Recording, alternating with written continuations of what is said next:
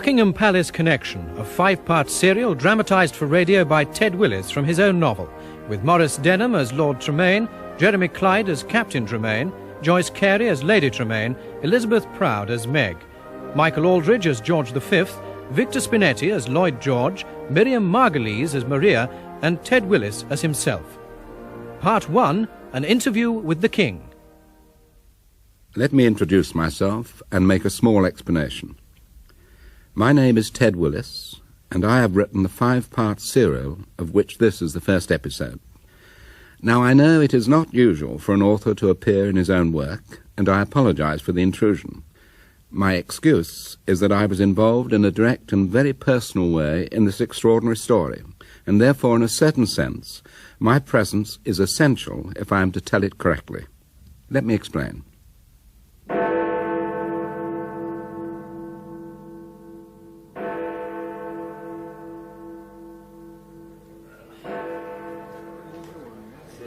You see, for my sins, although at the time of my elevation they said it was for my virtues, I am not only a writer, I am also a member of the House of Lords.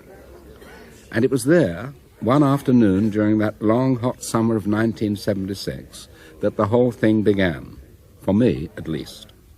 I was a little late getting to the house that day, and question time was almost over by the time I entered the chamber. Baroness Ward of North Tyneside. My lords, I beg leave to ask the question standing in my name on the order paper. Can Her Majesty's government tell the House whether there are any hitherto unpublished documents in the archives of the Foreign Office which relate to the murder of the Tsar and the Russian imperial family by the Bolsheviks in 1918? And if so, whether they will make an up-to-date statement on this matter so that the full facts may be known.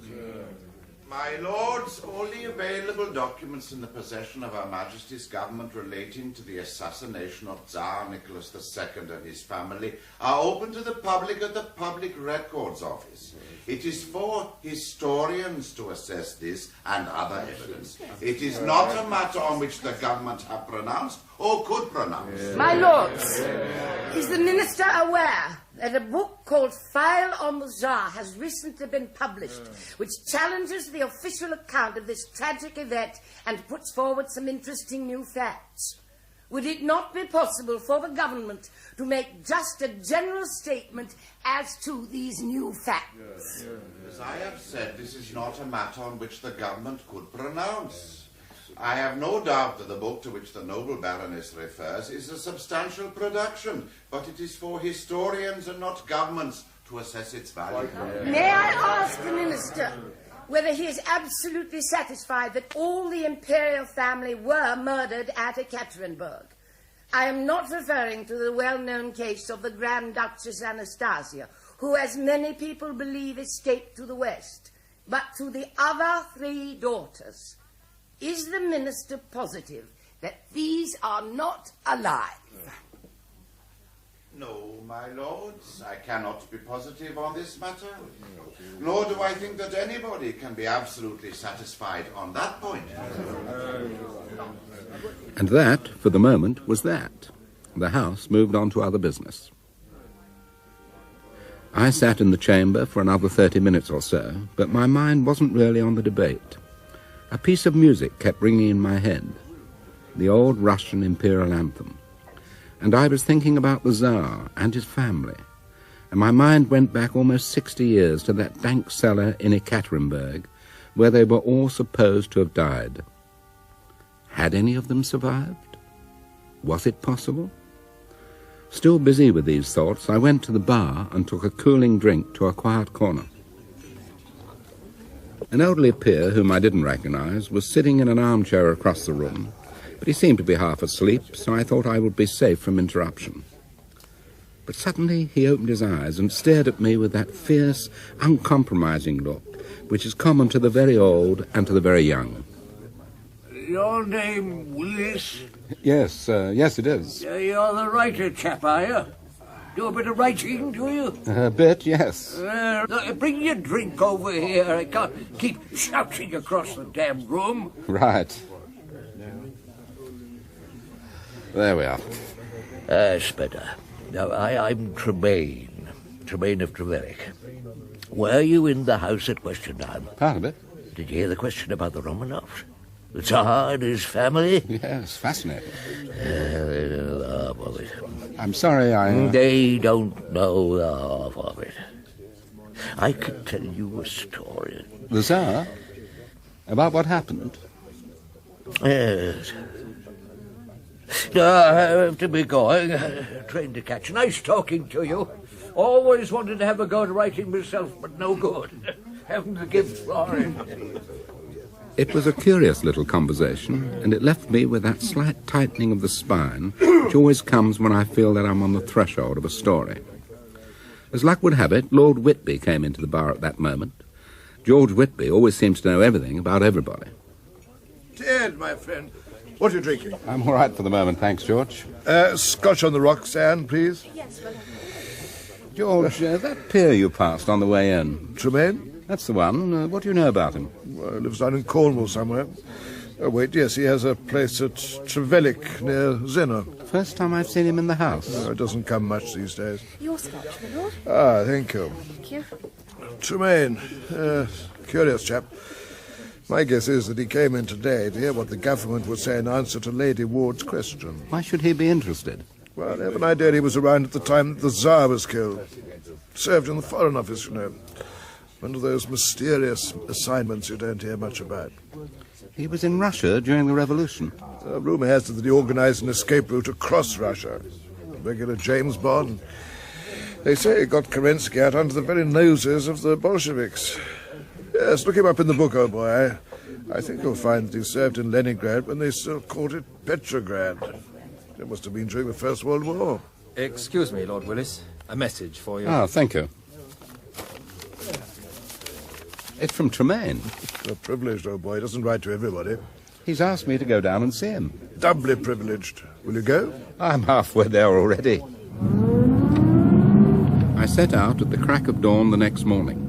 Unfortunately, it was holiday time, and I got caught up in the swarming traffic which crowds the narrow roads of the West in summer, and there were times when I regretted making the journey. But all the grittiness and irritation dissolved when I reached the coast road, with the clean, bright sea on my right and the brown and purple of the Cornish moors to my left. The road led me to Zeno, where I stopped at the Tinner's Arms for a drink and a snack lunch. A ham sandwich and a pint of bitter, please. We're a bit crowded, sir. But there's a seat at yon table by the window. Percy, make room for this gentleman, will you? Aye, there's a place here. Thank you.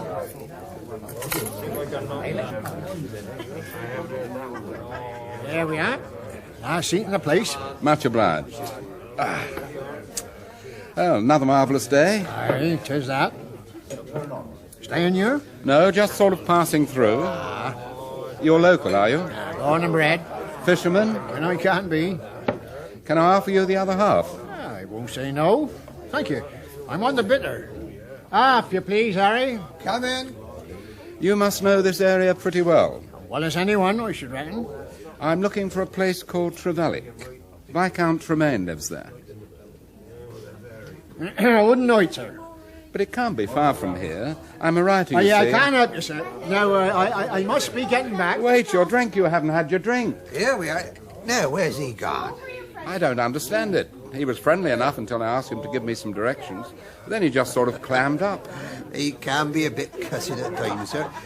Where did you want to go? Perhaps I can know. Tremayne. Tremayne. I was told it was just a few miles from Zeno, Viscount Tremayne's place. Might I ask what your interests would be, sir? Well, among other things, I'm a writer, and A writer? Well, fancy that now. Look, can you direct me? I can't, sir. I reckon you must have it wrong. There's no place called by that name round here. I can vouch for that. But there is, there must be. Excuse Look. me, sir. By this time, I was beginning to think that I'd got it all wrong. But there it was, the address I'd copied down. Viscount Tremayne of Tremayne, near Zeno, Cornwall. These local people must have heard of it. And if so, why had they been so secretive, even hostile? I finished my beer and sandwich and strolled over to the church. Afternoon, sir. Can I help you in any way? I'm looking for a place called Tremayne, where Viscount Tremayne lives. Oh, I'm afraid I can't Look, help you before there. you brush me off. Sir? I have a note from Viscount Tremayne asking me to come and see him. Oh, a note? Here. Are you Lord Willis? Yes.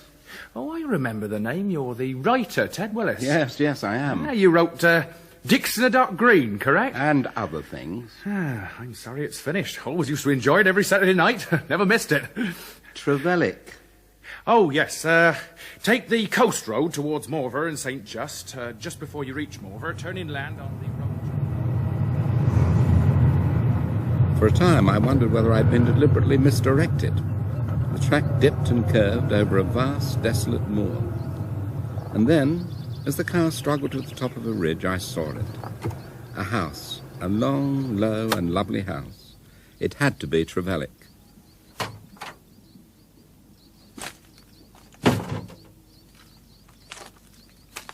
There was a gate across the track and a large forbidding sign to warn off trespassers. I opened the gate nevertheless and turned back to the car. The afternoon sun threw my shadow before me, and I had only moved a few paces when I stopped abruptly. Another, longer and broader shadow had linked with mine. I turned. I saw an arm raised, a thick wooden club. I caught a glimpse of a bearded face, and then the blow fell and I went down. As I fell, spinning into the darkness, I dimly heard a voice calling. No! Michael! How are you feeling, old chap? Oh, I'm not sure. Oh, you'll be all right. No serious injury. A man hit me. Yeah, Michael. You know him? Oh, he works for me, has done for a very long time. You see, we're jealous of our privacy, and unfortunately, Michael received a message from some friends in Denham. The pub landlord. He's a good man and a good friend. He knows that we don't welcome strangers here. It was partly your own fault, you know. Thank you very much. Well, you should have warned me you were coming. How is our guest? He'll live. This is my wife. Pleased to meet you, Lady Tremayne. I'm so sorry about what happened. We brought in your car, and your things are here. You will stay with us for a few days, I hope. Well, he has to if he wants to hear the story. Are you sure? Yes, my dear. We've kept silent too long. Soon it may be too late. The whole story? You'll tell the whole story? Everything. Over the next few days, in the quiet peace of their garden, I saw them often. Sometimes Lady Tremayne sat there, quietly listening, while her husband pieced together the story I'd come to hear. But for the most part, she left him alone to tell it in his own way. My wife and I have discussed this many, many times. Where to start, how to begin. And we thought, well, it'd be better simply to start right at the beginning. And that means going back to 1918 and a rather important appointment. Captain Tremayne, sir. Thank you, Fielding. You're late, young man. You have an appointment with His Majesty at Buckingham Palace and you're late. I'm sorry about that, sir. I doubt whether His Majesty will be able to see you now. He's with Mr. Lloyd George, the Prime Minister, at this moment, and after that he has to go on to a dinner at the French Embassy. There'll be no time. Ah, well, in that case... Wait. I didn't say you were to go. You wait here until I've spoken with His Majesty. Jolly good, sir.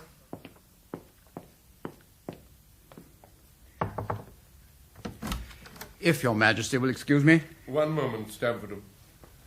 Pray continue, Mr. Prime Minister. I was simply pointing out to Your Majesty that if the public were to learn we were spending time and effort on an attempt to rescue the Tsar, there would be an outcry.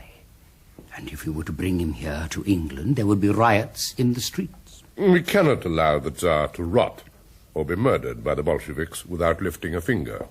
Don't you see? I would consider a rescue attempt, Your Majesty, if the situation in Russia was not so confused. We don't know which army holds what. There is a young man just back from there, General Tremayne's son. He was on the ambassador's staff. I was hoping he might bring some word. He's here, sir. Let's have him in, if His Majesty wishes. Of course. Bring him, Stamfordham. Sir. This business has been much on my mind of late, Prime Minister. Perhaps I ought to say my conscience. I was wrong not to help last year when the opportunity was there. Now, with the Bolsheviks consolidating their power, pray God we may not be too late. Captain Tremayne, Your Majesty. Ah, yes. Welcome, Captain. My humble respects, Your Majesty. He has his father's looks, don't you agree, sir? He is much like him, yes, indeed. I wish I had a dozen more generals like your father, Captain. Yes, sir. Well, some of the others are pretty bad, aren't they? He is like his father. You know Russia? Speak the language, do you? Well, it's hard to know Russia, sir. But the language, yes, I do speak it passably well. Like a native, so I was told. Tell me, Captain, what is your view of the Bolsheviks? I share Mr. Bruce Lockhart's opinion, Your Majesty. We underestimate them at our peril. But they are a small minority, Captain. What of those who oppose them? What of those who support the Tsar? If I may speak frankly, Your Majesty. That is why you are here. Very few support the Tsar. That has to be recognized. As for the so-called white opposition, it is ineffectual. Why? Well, quite simply because the whites have no leaders who can measure up to Lenin or Trotsky. Those monsters. Tell me, Captain, do you think the Bolsheviks will allow the Tsar and the imperial family to leave Russia? Not willingly, no, sir. What do you suppose may happen? I believe... It's only my opinion, sir. Yes, yes. You believe? That they will be executed, sir. Why haven't they been executed already? I think because they're useful as bargaining counters, sir, with the Germans and with the British. Good. Capital. Now, another question. When will the Tsar's usefulness run out? Soon. Quite soon. How soon is soon? Once Germany is defeated. A few months, perhaps. The war will be over by Christmas. Now, where have I heard that before? With respect, sir, the situation is different now. The Germans cannot last much longer. Well, that's why I've come back. I want to get into the action before it's too late. You're proposing to go to France? Yes, sir. To join my regiment. Nonsense. Forget it. But, sir... We can get plenty of officers for France. What we can't get is young men like yourself who know Russia. You're going back there, Captain. With respect, You will sir... either go as a volunteer, or we shall simply order you there. Take your choice. May I be permitted to ask? Captain... Allow me, Prime Minister. Captain Tremayne, we want you to mount and to lead a rescue mission. We want you to go to Russia and bring out the Tsar and his family. Rescue the Tsar? You think the task impossible? Nothing is impossible, sir. I can only ask that you do your best. I will see that you're given all the necessary facilities, Captain, but understand two things. First, the mission must be most secret. Second, it must be unofficial. That is to say, if you fail, or if you should be captured, the British government will deny all knowledge of you. Do I make myself clear? Yes, sir. Take this ring, Captain. If you should get to the Tsar, show it to him. He will know you come from me as a friend. He gave it to me in 1912. It belonged to his father. Yes, sir. Thank you, Captain. May God go with you. Here is the ring. You see, I have it still. It's beautiful. Yes. The signet is the Russian imperial falcon, the Tsar's personal emblem. Tell me, did you No, ever... don't rush me, one step at a time. Oh, you can imagine my feelings as I left the palace. In the first place, I thought the mission was crazy, next to impossible. But how do you say no to your king and his prime minister? I started making plans, but within a week I had to scrap them. Oh? No, you see, Lenin was holding the imperial family at Tobolsk, just outside Moscow. And then I received word that he had transferred them, lock, stock and barrel, to Siberia. To Sverdlovsk? No, it was called Ekaterinburg then. That's how I still think of it, Ekaterinburg. Oh, the Tsar and his family were put into a heavily guarded house. The Bolsheviks called it the House of Special Purpose. The House of Special Purpose. Are you all right, my dear? I think perhaps I will go and rest for a while. Yes, of course. Don't overtire yourself, dear. No, I'm enjoying myself. I will see you at dinner. Thank you. Now, where was I? Caterinburg, the House of Special Purpose. Ah, yes, but before I come to that, we must go back a little in time and go west to Petrograd. And introduce a lady who's rather important to the story. A lady? An English woman. Well, I'd been sent to Petrograd to study the situation. It was before the Bolshevik takeover, and the city was in a turmoil. It seemed as if the entire population had taken to the streets.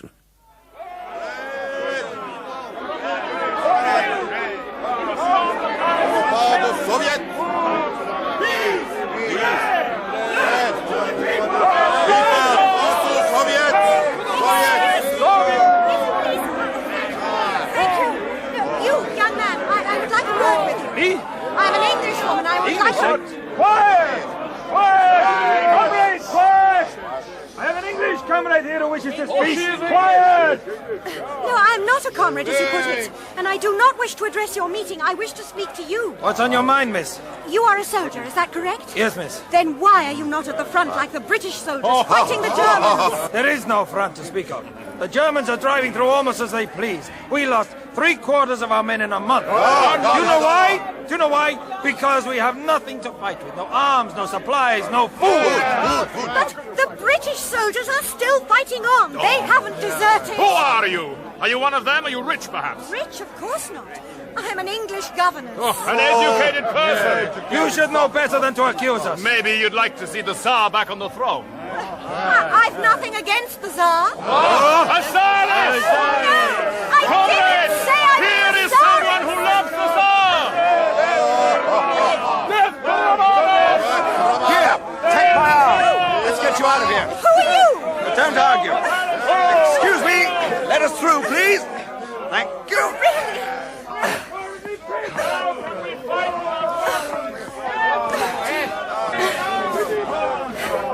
Phew.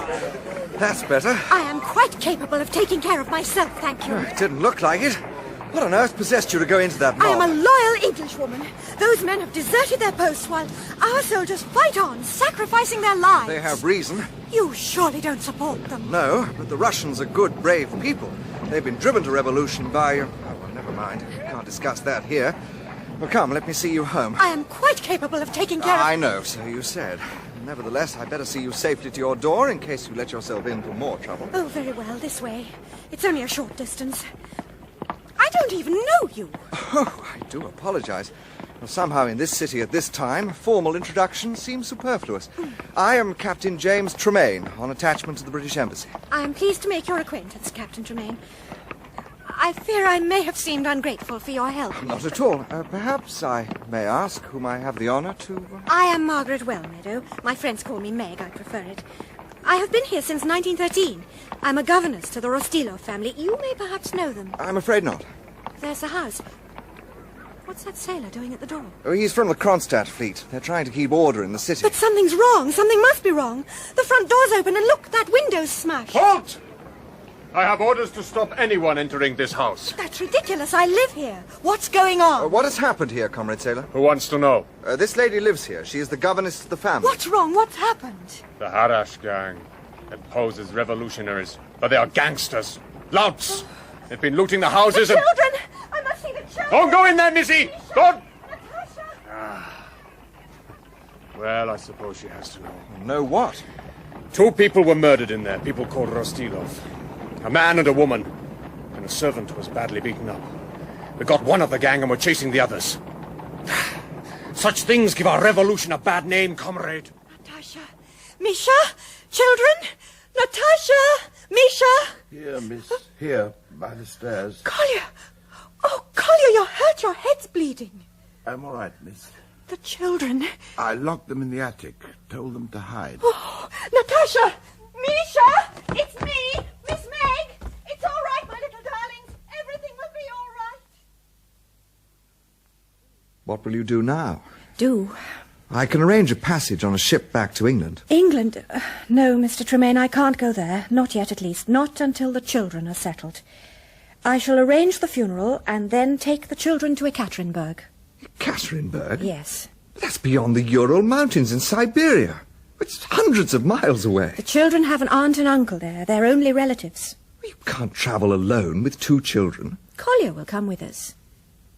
I don't know whether you're stupid, stubborn, or brave. I really don't. I'm not brave. And I don't like to think of myself as stupid, Mr. Tremayne. Well, let us settle for stubborn, then. If you wish. She left with the 2 children and Kolya the following week to Ekaterinburg. And oddly enough, fate is a curious thing, don't you think? Within a few months, I was also on my way to Ekaterinburg. But I approached it from the other direction, from the east, after 7 steaming weeks at sea.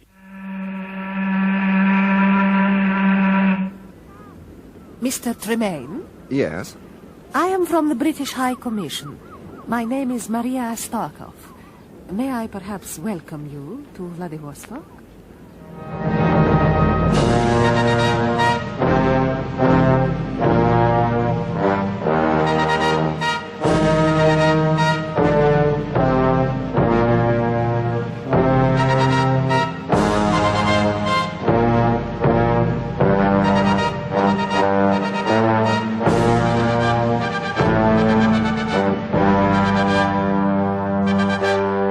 In An Interview with the King, Part 1 of the Buckingham Palace Connection, dramatised for radio by Ted Willis from his own novel, Ted Willis played himself.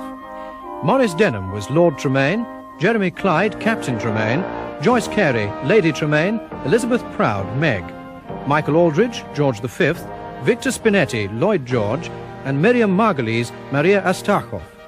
Baroness Ward was played by Margaret Robertson, Stamfordham by William Fox, Lord Whitby by Anthony Newlands, Kolya by Nicholas Courtney, the Landlord by Alan Dudley, Percy by Malcolm Hayes, the Verger by David McAlister, the Soldier by John Livesey, and the Sailor by Christopher Scott. The serial is directed by Glyn.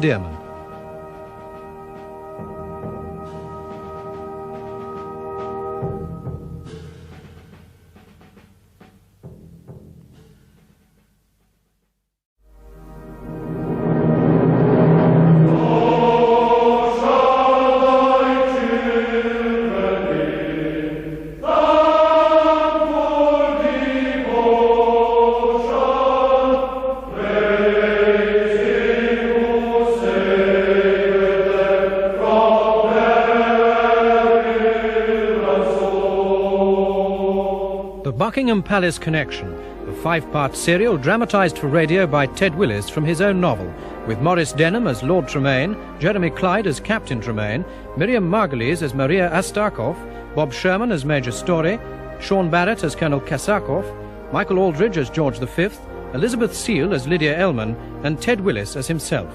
Part 2, The Royal Flush. The year is 1978, the summer of 1978. But in the garden of his home in Cornwall, Viscount Tremayne had been telling me about another year and another season, 60 years ago, when, as a young captain attached to the Foreign Office, he was summoned to Buckingham Palace to see His Majesty King George V. You can imagine my feelings, Willis, when I heard why the King had sent for me.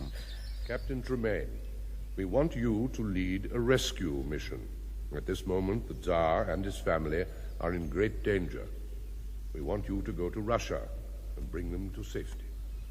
Mission impossible? Well, exactly, or almost impossible. Well, how do you say no to your king? Anyway, a few weeks after my interview with him, I landed in Vladivostok. In my pocket was a sealed letter to the British High Commissioner, signed by the Prime Minister, Mr. Lloyd George. Mr. Tremayne? Yes? I am from the British High Commissioner. My name is Maria Astakhov. May I perhaps welcome you to Vladivostok? Thank you. I am sorry about the rain. I have a car here. It is not far. Please to get in.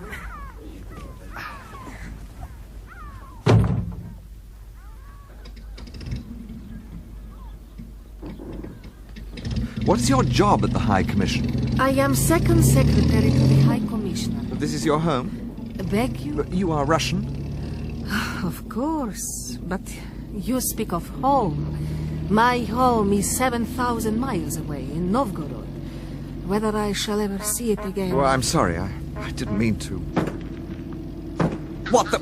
Stop the car! No, no! Drive on! Drive on! Those horsemen, they were chasing those people, simply riding them down. But we should have stopped. You would have been killed, Mr. Tremayne. They were Semyonov's men. Semyonov?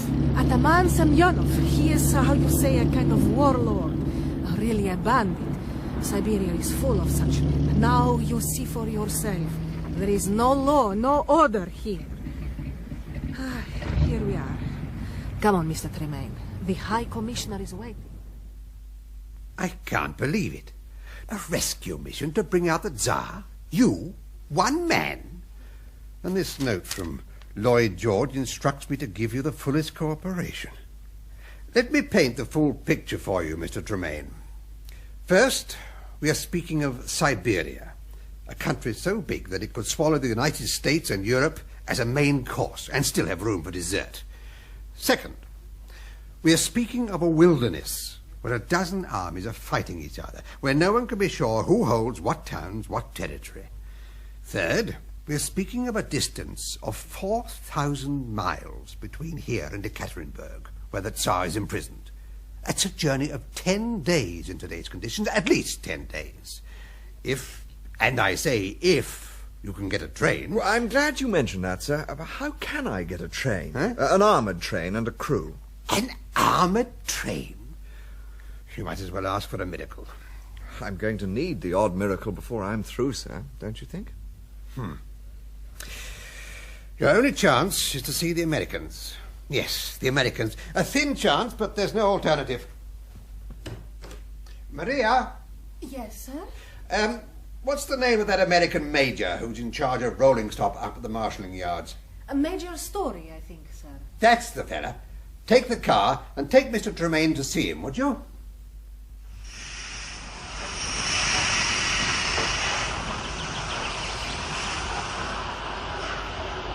What do you think, Major? Did you ever see such a train? She's beautiful, Klaus. A real beauty. The protective plating, 1-inch thick. On each side of the engine we have a machine gun wagon with firing ports for 6 guns. Then there is a flatbed truck to hold 2 Gouda machine guns, each protected by 1-inch steel shields. And last, 2 armored coaches with rifle ports and gun turrets. I tell you, Major, there is nothing like this train in the whole of Siberia. Yeah, she's beautiful, Klaus. Beautiful. Hell's bloody bells, Major. We have a visit. Not a good one. Ataman Semyonov, I think. That madman, you watch him, Klaus. He'd take the sugar out of a blind man's coffee and then go back for the cream. I don't understand. Never mind. You just watch him. You are the American? Major Story? That's right. You are in command here? I guess you could say that.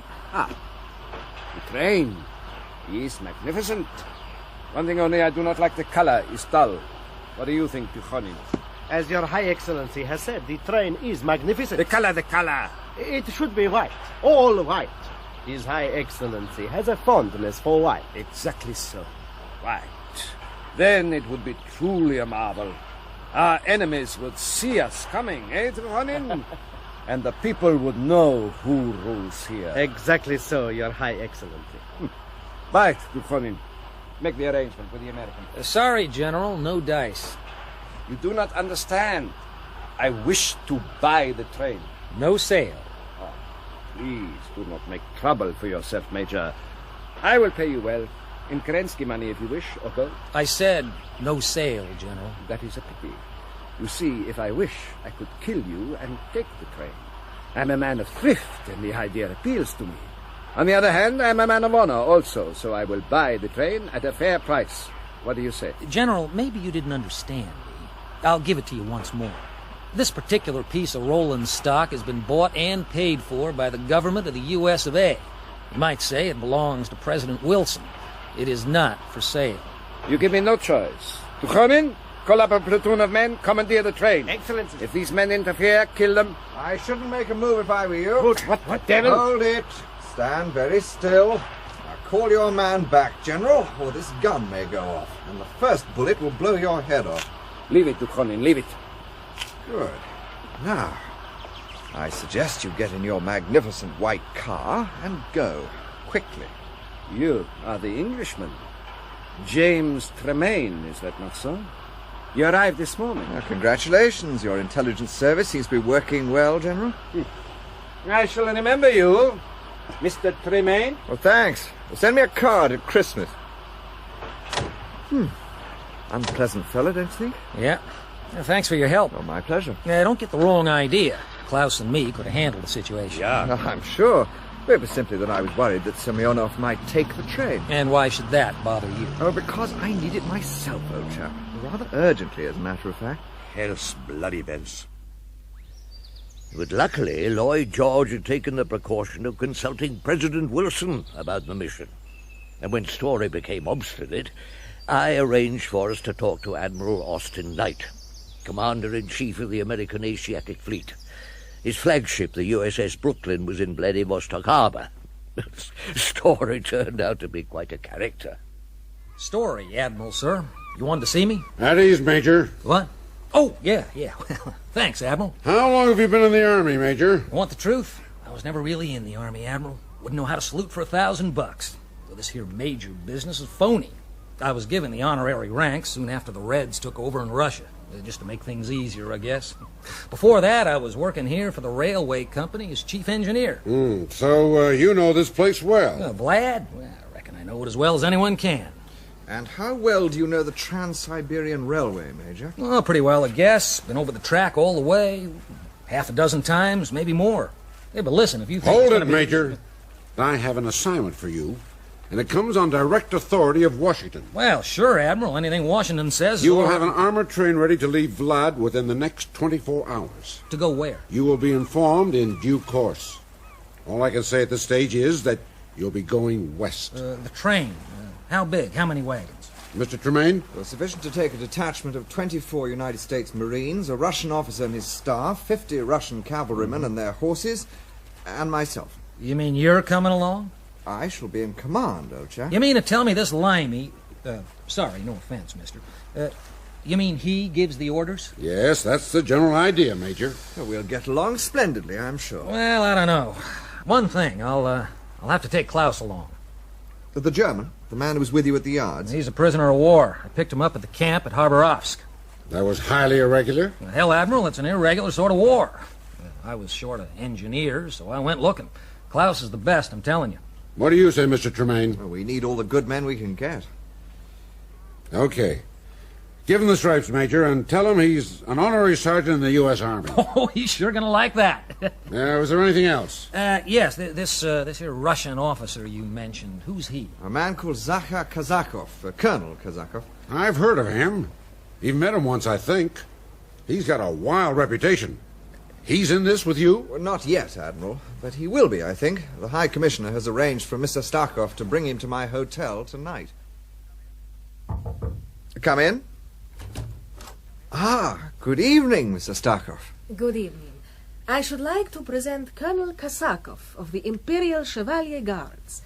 Colonel Kazakov, Mr. Tremayne. Delighted to meet you, Colonel. It is my pleasure also, Mr. Tremayne. I see that you've brought an escort with you. I assure you it's not necessary. I would prefer to talk alone. You do not like my Circassian guards? They are devoted to me. All the same, As you please.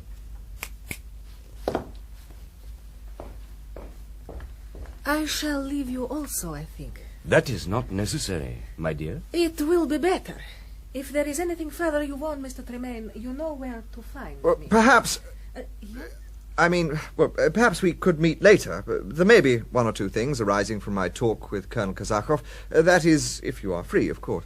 I will meet you in the lobby in, shall we say, 1 hour? She is a very beautiful woman. What? Oh, yes. Quite attractive. We received your plan in London, Colonel. It was most interesting. That's why I'm here. We are prepared to cooperate, under certain conditions. Conditions. Always conditions. The British government is not to be involved officially. Of course, I expected as much. A strange people, you British.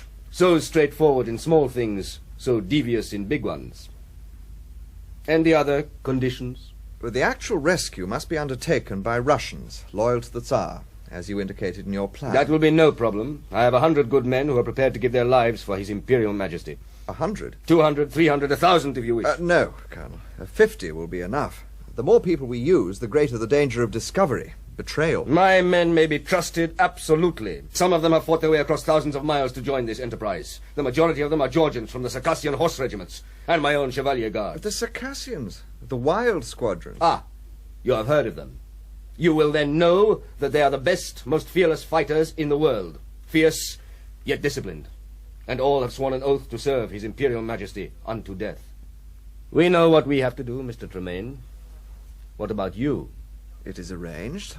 A gunboat, HMS Chatham, will berth in the Gulf of Obskaya.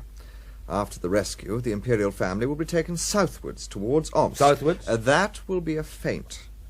At Talitsa, we shall turn north and strike across country to the River Ob. A riverboat will be waiting to take the Imperial family upriver to HMS Chatham. Chatham will then steam into the Kara Sea and head for Archangel, where the entire party will embark on a British cruiser. Good. Good. I like it. The train? It has been arranged. There is one further condition, Colonel. I might have known it. I am not coming just for the ride. I am to be completely involved in the planning of the operation and its execution. That is not necessary. It is essential. Let me put it this way, Colonel. Last year, a group of well-meaning patriots made an attempt to rescue the Tsar when he was imprisoned at Tobolsk. The idea was bold and imaginative. The planning and execution diabolical. So, it comes to this. We are to imitate the Bolsheviks. I will play the commander and you will play the commissar. If you wish to put it like that. The Bolsheviks appoint commissars because very often they do not trust their military commanders. I take it you don't trust me. I don't know you, Colonel. Nor I you. Then we start on even terms. So be it. When will your British gunboat be at the mouth of the Ob? In exactly 12 days. And it will wait 3 days. No more. Then we have 15 days. Only 15 days. When do we leave?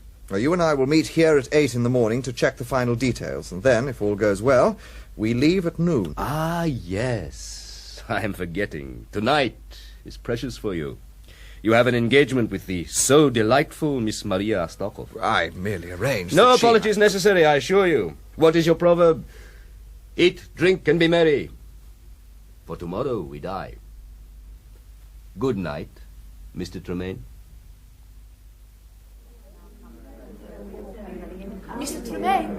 Mr. Tremayne! Miss Astakhov! I'm sorry, I didn't... Gosh. Oh, gosh. What is wrong? Wrong? Nothing's wrong. I didn't expect you to have changed. That dress, your hair. You look absolutely marvelous. Thank you. Well, I mustn't keep you. Obviously, you have an engagement for this evening. I was going to suggest that we might have dinner, but... No. Well, I quite understand, of course. No, I mean I am not engaged for this evening. It would be a happiness to join you. Marvelous. Absolutely stunning. Shall we find the restaurant?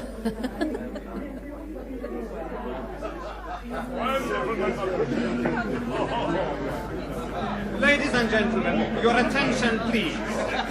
Now, for your pleasure and delight, the famous Romany singer, Miss Lydia Elmer. Who will sing Stienka Razin. What's the song? Stienka Razin was a great Cossack hero who dared to fall in love with the daughter of a nobleman. He was pursued to the Volga, and rather than surrender, he drowned himself. Very romantic. Don't you believe in romance? Well, of course. I'm incurable. If you wish, I'll prove it.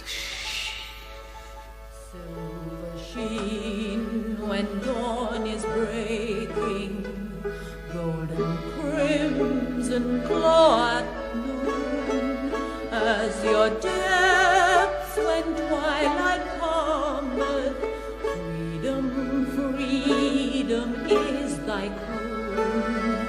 As your depths when twilight cometh, freedom is thy croon.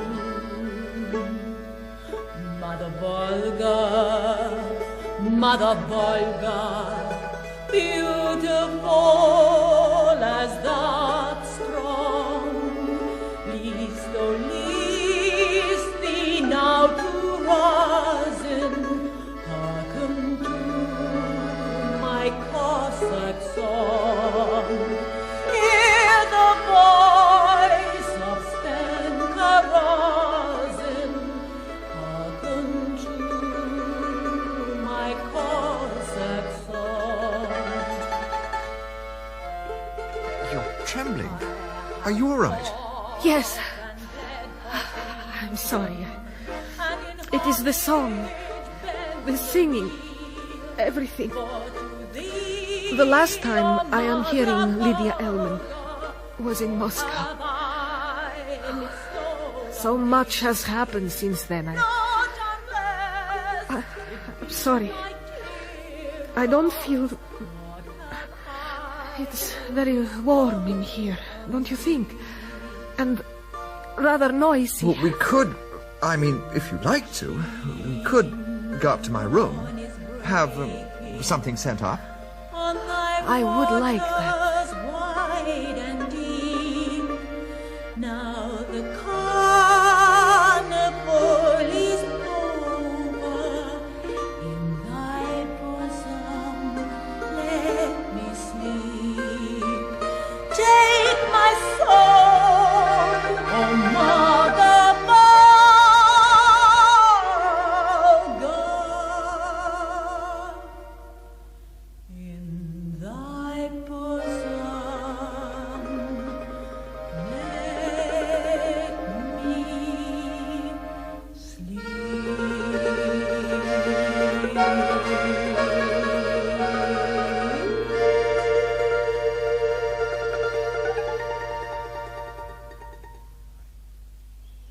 I was a fool. I should have known better. Kept my mind on the business ahead. Instead, I allowed myself to be taken in by those big black eyes. Not for the first time, I may add. What went wrong? Well, in the early morning, she'd stayed on, of course. I woke up to find her going through my document case. I watched her. There was nothing in the case of any significance, and I wanted to see what she was up to. She locked the case, put the keys back in my jacket pocket, and began to dress. Well, I pretended to be asleep. Then she left. She was a spy? Of course. Blind Freddy could have seen that. But who was she working for? That was the question. Colonel Kazakhov, good morning. Good morning, my friend. You seem in a good mood this morning, Colonel. I am. I owe you an apology. Why? Last night I met Count Markov. He remembers you well from Moscow and Petrograd. He knew you as James Ivanovich. It seems you helped him and many others to get away. Last evening when we met I did not know this, and I did not treat you with the proper respect. So, I apologize, James Ivanovich. Well, you did not treat me with the proper respect last night, either, Colonel. Excuse me, please. I do not understand. Maria Astakhov. What about her? She works for you, of course. What are you talking about? She works for the British High Commission. My friend, what has happened? Tell me, this could be serious. Well, she stayed here last night. I woke this morning and found her going through my documents. You challenged her? No, I thought it better not to put her on her guard. As a matter of fact, I thought she was working for you. You should have killed the bitch. Oh, now, hang on. She is working for the Bolsheviks, that is clear. No, that is hardly possible. Everything is possible in Russia. The Reds have their agents everywhere. Oh, my friend, this could be bad. If the Bolsheviks got to hear of our mission... Well, she's learned nothing from me. The papers she saw were just a cover. We can take no chances. Do not worry. I will see to it she does not trouble us further. My Circassians will take care of that. We leave at noon, as arranged? As arranged. Hey, Klaus, you all set? What? I said you all set. Yes, sir. All set. Good morning, Major. Are we ready to go? As ready as we'll ever be. Well, Colonel Kazakhov should be here with his Circassians. It's almost noon. Hey, listen, Klaus and me, we're just trying to work out a name for the train. The train's got to have a name, you see. Yeah. How would this be? We call it the Yankee. Yankee? Where I come from, that's a dirty word. Well, then I have another suggestion. Yeah, let's have it. I remember you are telling me about the time in New Orleans when you are playing poker and you hold a royal flush. Ah, yeah, it was one of the great moments of my life. Yeah, I knew I had a cinch hand, so I bet the limit. Now, the other guy raised, and we went on like that for 10 minutes before he finally called me. He was holding the straight. Yeah, took nearly $2,000 from that pot. Do you know, Mr. Tremayne, the chance of a player being dealt a royal flush is almost 650,000 to 1. So, that is what we call the train, yeah? The royal flush. Hang on. I will paint up the boards. Well, James Ivanovich, we are here. I want your men in the two end wagons. The horse wagons are in between. Can you move quickly? As you wish, of course. This is Captain Samarin, my personal aide. Samarin, you heard? Get the men and horses aboard. Sir. By the way, James Ivanovich, I was right. About what? The girl, Maria Astakhov. She was working for the Bolsheviks. How did you find out? My Circassians persuaded her to confess. Did you hand her over to the authorities? Alas, no. We had intended to do so, of course, but unfortunately she had a sort of heart attack and died. Quite suddenly. Most unfortunate. I could imagine what had happened. For a long time afterwards, my dreams were haunted by visions of that beautiful young girl who'd been caught up in the wildness of those strange times. At any rate, no damage had been done to our cause, and I was ready to go, with a train, a crew, and a dedicated band of armed men. But the news from Ekaterinburg wasn't good. It made our timetable look inadequate in the extreme. Lenin had sent a special emissary to the town to take charge, as he put it, of the Romanov problem.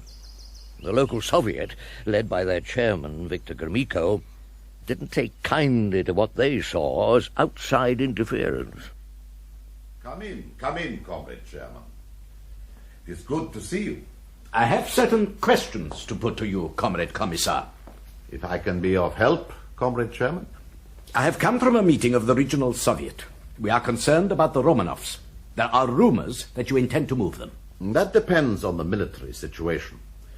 As you know, a White Army under Dieterich is within 80 miles of the town. If they advance further, I have orders to move the Imperial family to another destination. Comrade Commissar, the Regional Soviet instructed me to inform you of its wish that the family should be brought before a revolutionary tribunal in Ekaterinburg for immediate trial and execution.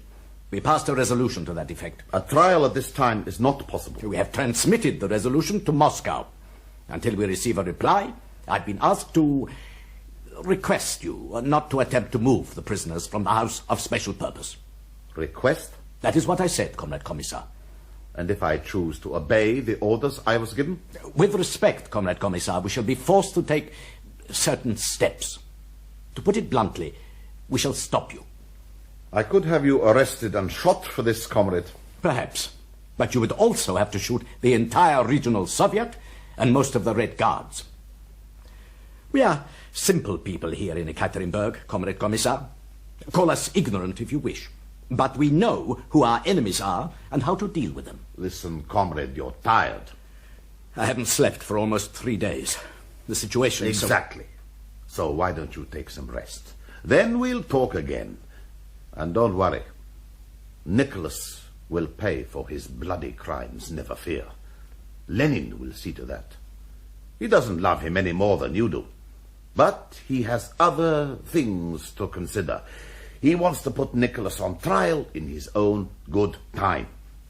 And in Moscow, comrade, don't you see? A big, big trial where the whole world will see and hear. The people here don't understand about Moscow or what goes on in the heads of the Moscow people. Make them understand, comrade. Can you talk to an avalanche? No. My people have had enough. Depend upon it, Comrade Commissar. They will never allow Nicholas the Bloody to leave Ekaterinburg alive.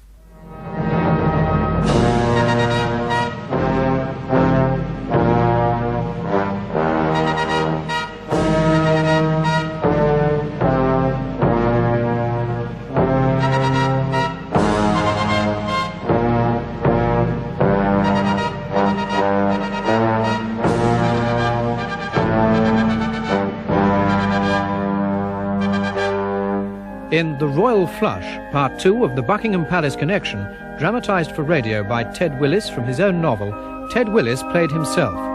Maurice Denham, Lord Tremayne, Jeremy Clyde, Captain Tremayne. Miriam Margolyes, Maria Astakhov, Bob Sherman, Major Story, Sean Barrett, Colonel Kasakov, Michael Aldridge, George V, and Elizabeth Seal, Lydia Ellman.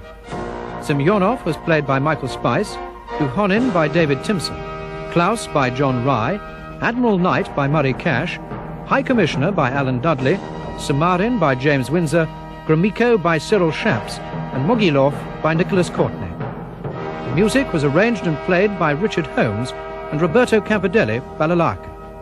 The serial is directed by Glyn.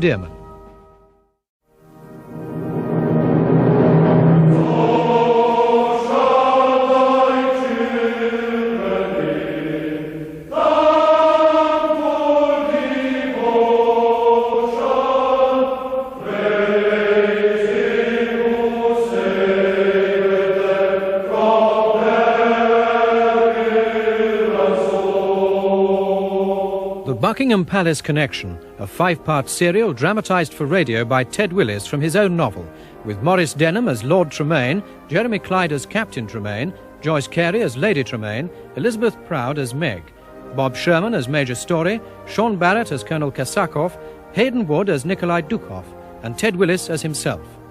Part 3, Across the Siberian Plains. The news from Ekaterinburg wasn't good. The White Army was nearing the town, and we were afraid that the Bolsheviks would kill the Tsar and his family rather than allow them to be saved by the If you don't mind, Tremayne. Yes? Before you go on, I'd just like to check back on a few things. Yeah. Would you say this was a fair summary of the events so far? The year is 1918.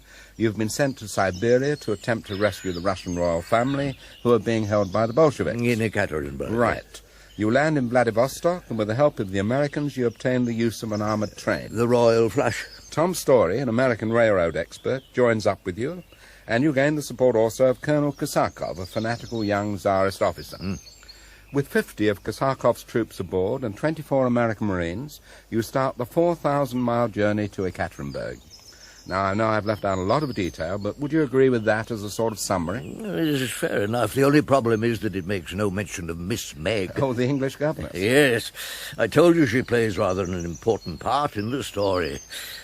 So, while the Royal Flush is steaming westward, so to speak, on the first stage of our journey, let's return to Miss Meg. Now, when her employer and his wife were killed in Petrograd, she'd taken the 2 orphan children to their Aunt Sophie in Ekaterinburg, only to find that she'd walked into a trap in more ways than one. I'm afraid I can't help you, Miss Wellmeadow. But you are still British consul in Ekaterinburg, are you not? Yes, but the local Soviets do not recognize either my position or my authority. Oh, you must insist that they allow me to take the children and go east to Vladivostok. I am told there are British troops there and units of the Royal Navy. Even if they listened to me, which I doubt, they would not be able to help you. But the town is virtually surrounded by the White Armies. It could fall within a few days. The children you speak of, they're yours? Certainly not. But they are in my charge. Their parents died in Petrograd, so I brought them here to their aunt. But she was taken also by the typhus, so they have nobody. I cannot abandon them. I'm sorry. If I could help... Oh, there seems to be no end to it all. On my way here, I passed the house in which the Tsar is imprisoned. A house of special purpose? Yes. Are the imperial family still safe? I believe so. In fact, I think their conditions have improved somewhat since the new commissar came from Moscow. The sisters from the Convent of the Resurrection are allowed to take fresh food to them each morning. Oh, that is something, at least. Was the Tsar really so bad? Was he a despot, a tyrant, as they say? Terrifying things were done in his name. His rule was despotic. As for the man himself, what happened was not his fault entirely. He was just a prisoner of the system and of his royal upbringing. I feel ashamed that I should complain of my situation. At least I have my freedom.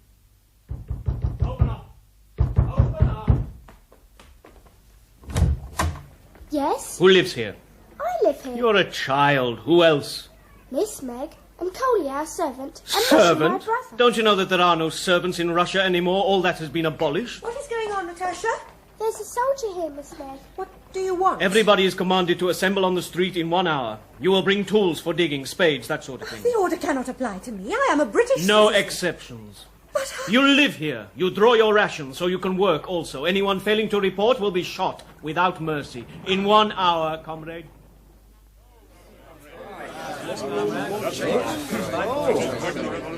Quiet, comrades! Quiet, if you please! I'm not your comrade. First, comrades, let me introduce myself. My name is Nikolai Dukov, Deputy Commander of the 2nd Battalion of the Ekaterinburg Red Guard. It's only a boy. Can't be much more than 20. But good looking, quite handsome, in fact. Comrades, our people's revolution is in danger. The counter-revolutionary armies of the Whites are threatening our city. The Red Guard of the Revolution need your help. Oh, we all need help. Accordingly, the Soviet of Soldier and Worker Deputies of Ekaterinburg has issued the following order. All able-bodied men and women and young people between the ages of 12 and 70 are hereby called to service for the digging of trenches and the erection of barricades. Workers, soldiers, citizens, defend Ekaterinburg. Drive back the enemy. Long live the revolution! Long live the revolution! Don't you think we have enough to do? If you want trenches, dig them. Do you want the Whites to come? I want peace. You lot promised us peace. That's all I want. Peace! Peace! We want peace! What? You should be ashamed. Our comrades gave their blood for the revolution. Many have died. Have you forgotten what it was like under the Tsar? Do you want to go back to that? No. Do you understand what the Whites will do to you if they capture the town? He's right. Come on, let's get on with it. Arise, ye starlings, from your slumbers. Arise, ye criminals of want. For reason in revolt now. Stand clear! Timber! Stand clear!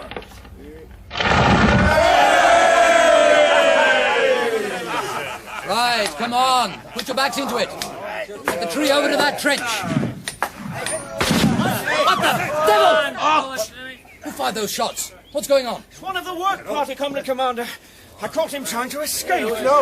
No, they've got it wrong, I assure you. I went into the woods simply to obey a call of nature. Liar! It's the truth, I swear Liar! When I shouted at him, he took off like a hare. Only stopped when I fired over his head, and look what I found on him, Comrade Commander. A revolver. Pretty little thing. More like a toy. But it is loaded. Do you know the penalty for carrying arms without a permit? It is for protection, nothing more. I am not an enemy, believe me. Why did you run away, then? I was frightened when the guard shouted. I knew him. A bloodsucker. He bled the workers. Yes. All right, take him away. Hand him over to the Revolutionary Tribunal. No! Who the devil are you? Never mind that. You know what will happen if this man goes before the tribunal. Yes, they'll probably shoot him. Can't you give him another chance? Ah, I know you now. The English governess. We have a request for clemency from the English governess.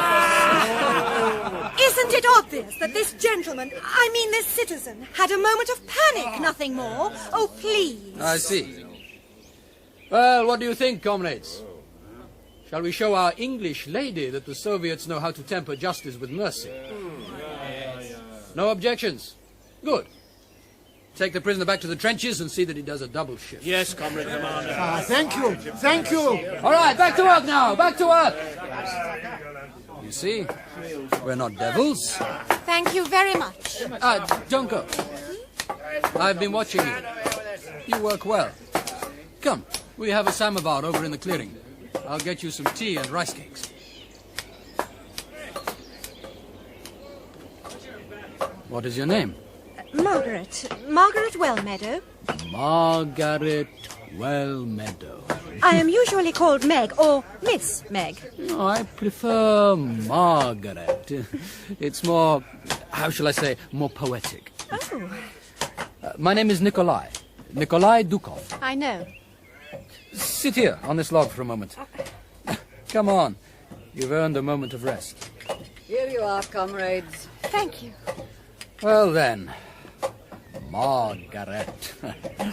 Yeah, we shall be friends, eh? What do you think? Perhaps.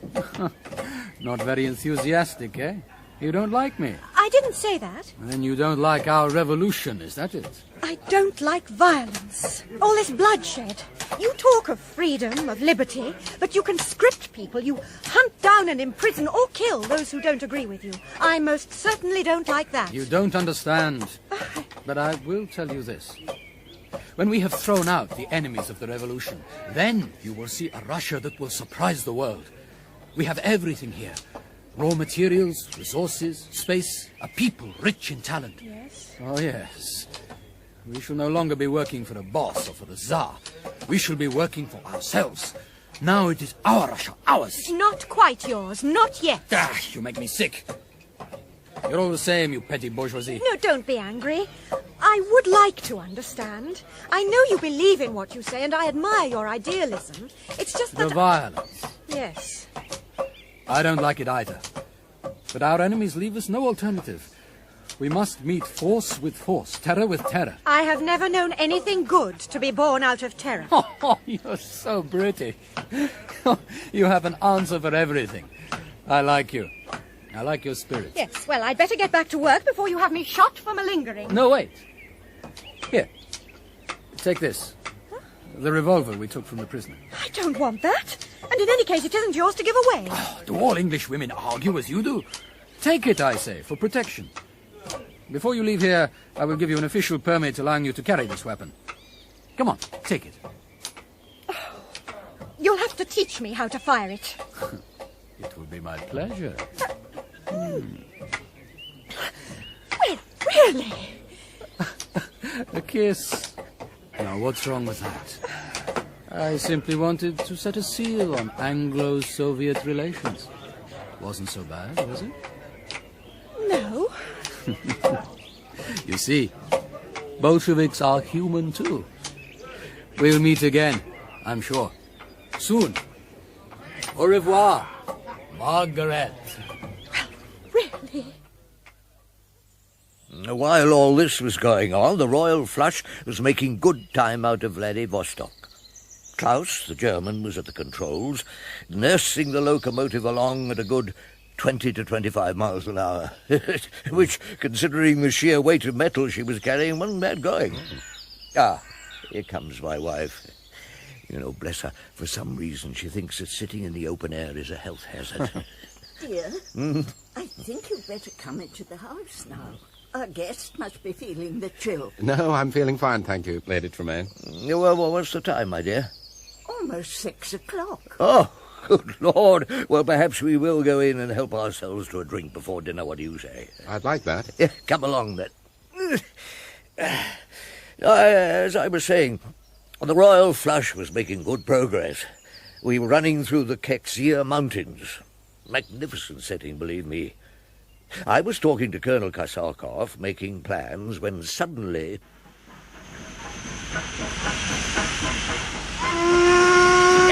Bloody bells. What's going on, Klaus? Where the hell have you stopped? Take a look up the track. The line is blocked. Surely is some barricade, all right. Must be a dozen trees piled up there. Somebody must be anxious to stop it. Ring the alarm bells in the coaches, Klaus. Get the men to stand ready to repel boarders. Sure thing. Here, take a look through the glasses over by that clump of trees. What do you make of it? A horseman carrying a white flag. He's coming towards us. You recognize him? Well, yes, he's the man who was with Semyonov when he tried to take the train. What did he call him? Dukhonin? Yes, Semyonov's sidekick. Semyonov is a persistent cuss, you gotta give him that. Hi. Good-looking horse you got there. I have a message for you from His High Excellency, the Ataman Semyonov. I'm listening. His High Excellency urgently requires your train for certain military operations. He looks upon America as his friend, and it is not his wish to spill American blood. Well, that makes two of us. Then it is agreed. No, sir, it is not agreed. You go tell your Ataman to take a run and jump, preferably off the top of one of them mountains up there. I have more than 1,000 men with me. You cannot go forward, and I have to tell you that around the bend behind you, my men are already blocking off the line. So you see, we have you in our hands, so to speak. Hey, now look, buddy, I'm going to give you 1 minute to get back to those trees. 1 minute. Then I'll start shooting. As you wish. Tremayne, they'll be on us any second. You and Astakhov hold them off best you can. Klaus? Yeah. I want you to back off. Put her in reverse. But that man just said the track is also blocked behind us. Yeah, I know, but take her back as far as you can. What are you going to do? We're going to try to shift that barricade. Here they come. Back her up, Klaus. Back her up. Watch it, Story. Behind you, on the tender. Thanks. Okay, that'll do, Klaus. Over there. Got a full head of steam? You bet so. Right. I give the word. I want you to drive straight at that barricade. Straight to the barricade? You heard. Hell's bells. It could derail the train. We got to take that chance. Right, Klaus? Center forward. Come on, come on. We won't make it. We gotta make it. Come, for duty. Come.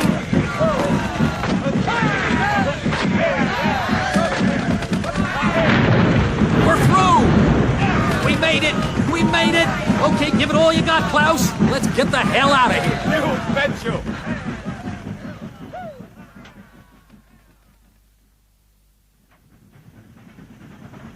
Well, Colonel Astakhov? 6 dead, 4 wounded. Not so bad. Semyonov must have lost close to 100. We'll be in Khabarovsk in an hour. Better stop there to make a thorough check. No, we must push on. In the dark at night? Why not? Oh, hell, man. A couple hours, maybe 3. Is that going to make so much difference? No, we can't afford to lose a minute. You make it sound mighty important. It is, old chap, it is. Well, so tell me, for heaven's sake. We're supposed to be running this here train, and I don't even know how far we're going or where to. We're going to Ekaterinburg, Major. Or as close to it as we damn well can. Wow. Exactly. Ekaterinburg? But the Reds are there, isn't that so? I said, as near as we can get. How soon do you think you can make it? Hell, man, figure it out for yourself. Ekaterinburg is close to 4,000 miles down the line. We'll have a hard time to make it in 10 days, Colonel. And that's provided we have a free run. No more ambushes.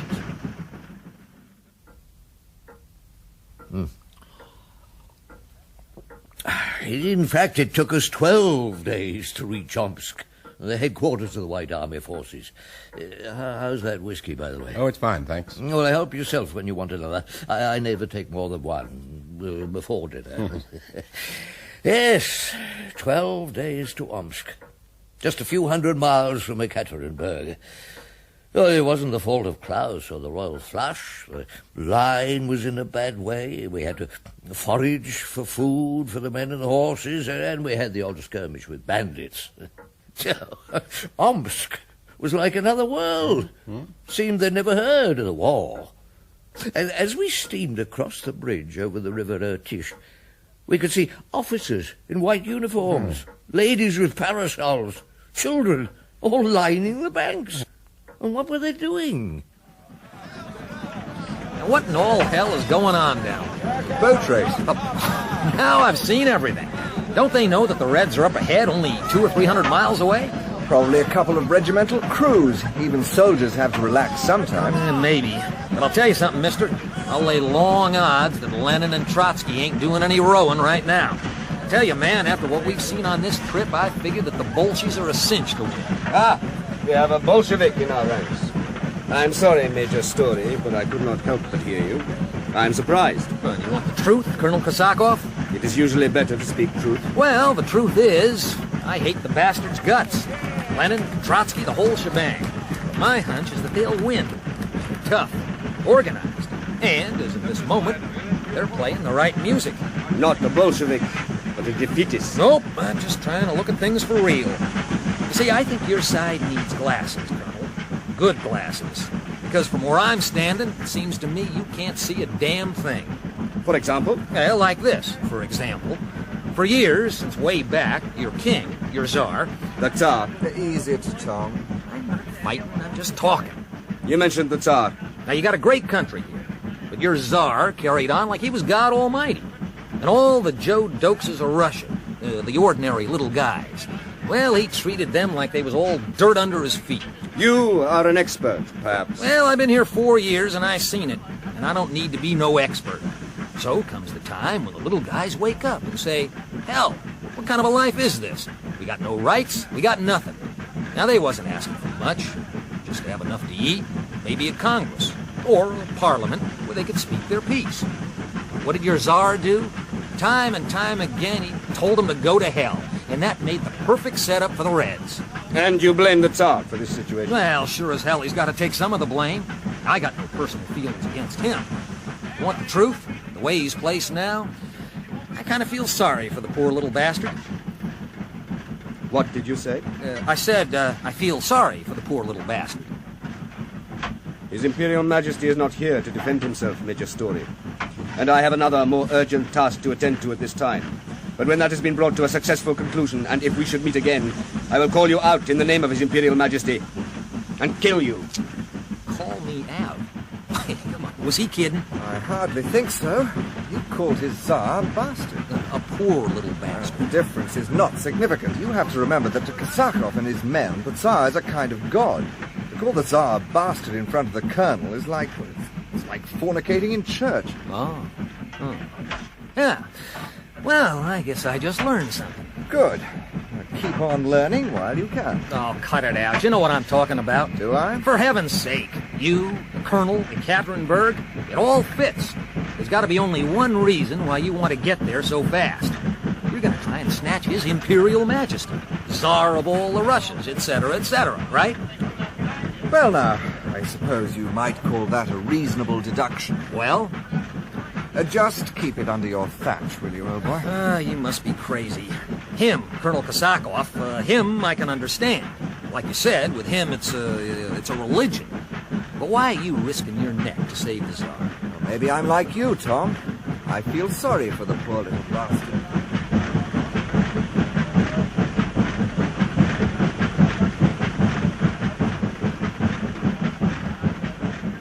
How far to go now? I reckon we're about 30 miles from the Catherine.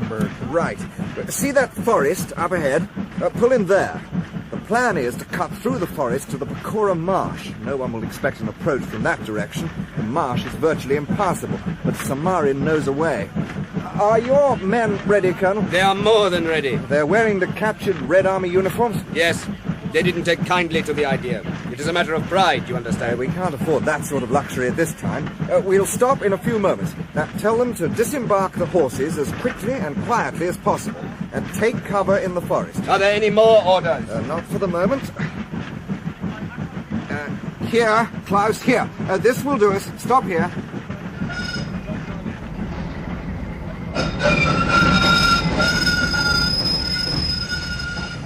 Well, Tom, this is it then. Yep, over the top and best of luck, as they say.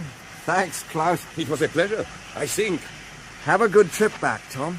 Well, now, I've been doing a bit of head work on that. Klaus and me, and the Sergeant of Marines, had a little talk last night. We figured we wouldn't start back for a while. But you can't stay here. No, I guess not. Well, you're not thinking of... Oh, now, listen.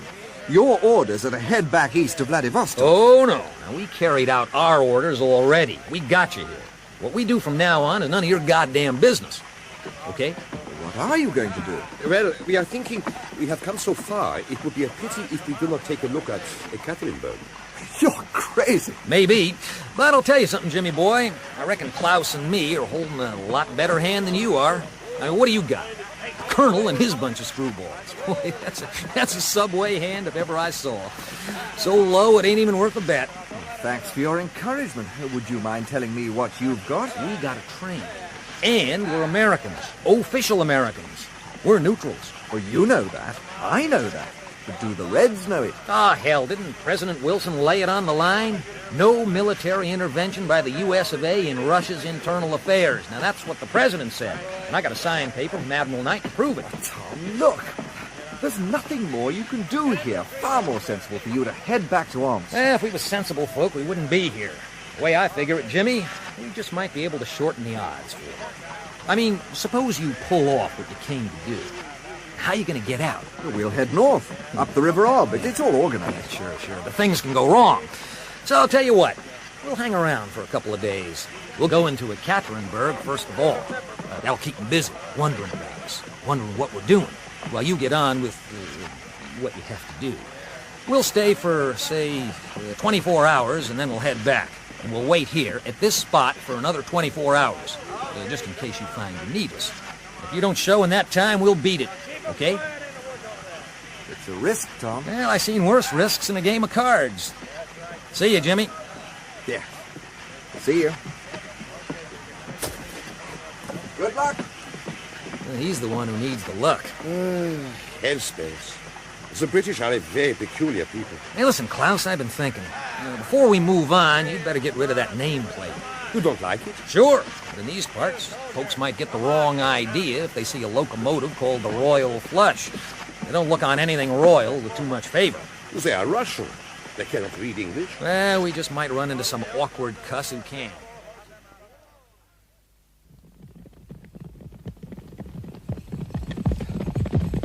Halt! Halt! What's wrong? One of our scouts coming in. What is it, Samarin? A Red Army patrol up ahead, Colonel. How many men? 10 in all. 10. We can take them easily. No. How far are we from the town, Samarin? 12 miles. I'll deal with the patrol. Leave it to me. Not a word from anyone. Let me do the talking. But be ready to jump them if it goes wrong. Good day, comrade. Greetings, comrade. Who are you? What are you doing here? We're from Tobolsk, brother. 9th Partisan Brigade. We've been through it, I can tell you. But how did you get here? We came across the Pecora Marsh. There's no way across the marsh. It's impossible. You local, brother? No, we're from Pam. Oh, then don't speak of what you don't know. We have a local man with us. He knows the way across the marsh. That's just as well he did. The Whites were on our tails. It looks as if they're planning to creep up on you with some sort of surprise attack. Then they must think we're idiots. We'll make it hot for them if they come that way. We're going to rest up and then report to the local commander. Good. We can do with more men. The Whites are pressing hard from the south. Well, goodbye, comrade, and good luck. Good luck to you. Good luck. I would have liked to cut his red throat. Shh. You look no more than a child, if that's what we're up against. Don't underestimate them, Colonel, because if you do, we're dead. Right. It's time to be moving. It'll be dark in 2 hours. 12 miles from the town. Only 12 miles away from the Tsar. It's like a miracle. Yeah, perhaps. I just hope we haven't used up our supply of miracles. We're going to need 1 or 2 more before we're finished.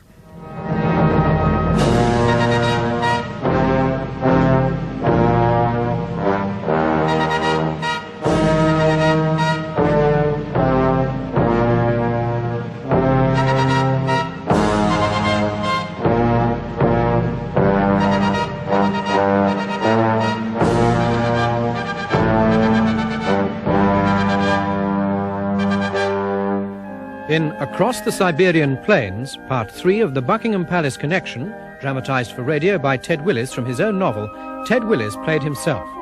Maurice Denham was Lord Tremayne, Jeremy Clyde, Captain Tremayne, Joyce Carey, Lady Tremayne, Elizabeth Proud, Meg, Bob Sherman, Major Story, Sean Barrett, Colonel Astakhov, and Hayden Wood, Nikolai Dukhoff.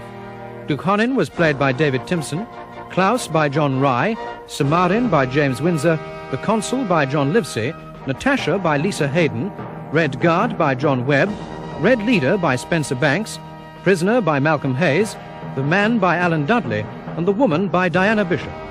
The serial is directed by Glyn.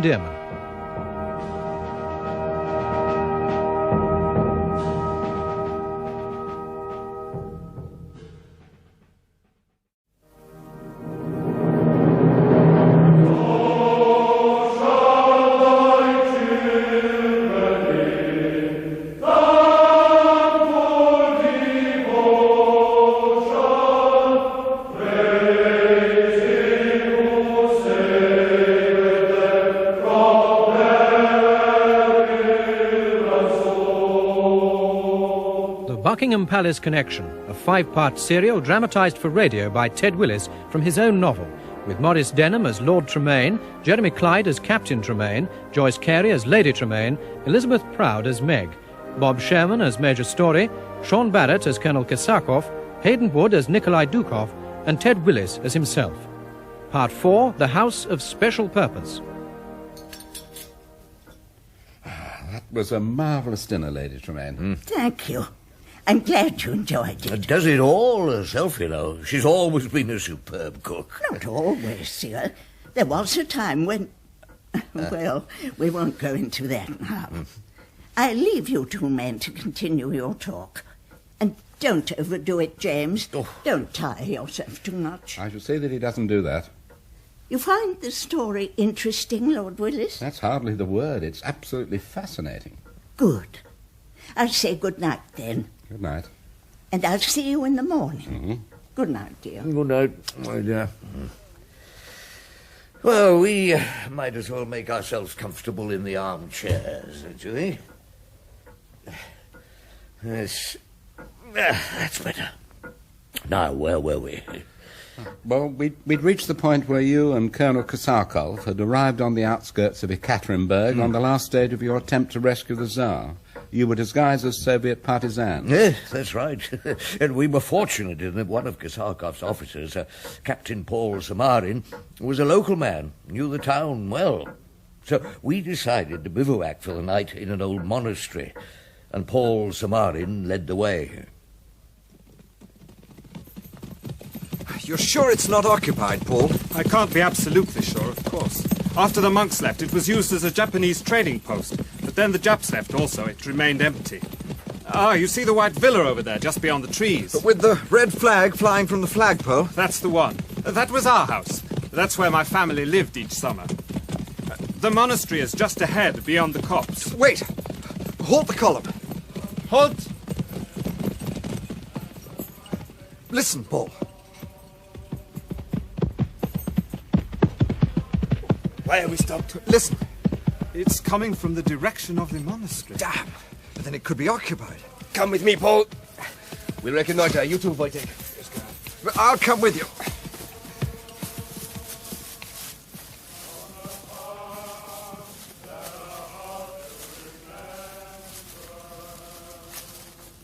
Hold it. There are 2 guards on the gate. Well, stay here and keep your eye on them. I'll work my way round to the side, by the wall. Take a look from there. They're cooking a sheep. I can smell it from here. It makes me realize how hungry I am. I'm starving. A few slices of mutton go down very nicely. Well, perhaps you will be lucky. Who knows? Wojtek, get back to the troop. Bring the men up quietly and get them stationed along the wall so that they surround the courtyard. And get 4 of them to cover the entrance to the monastery itself, just in case there are some more Reds inside. Right, Colonel.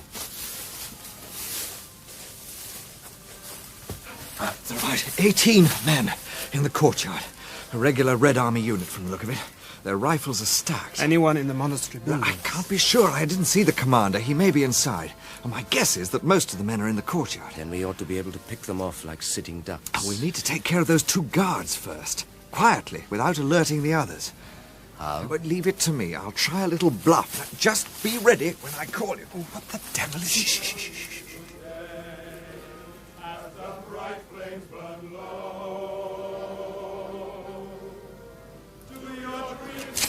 Halt! Who goes there?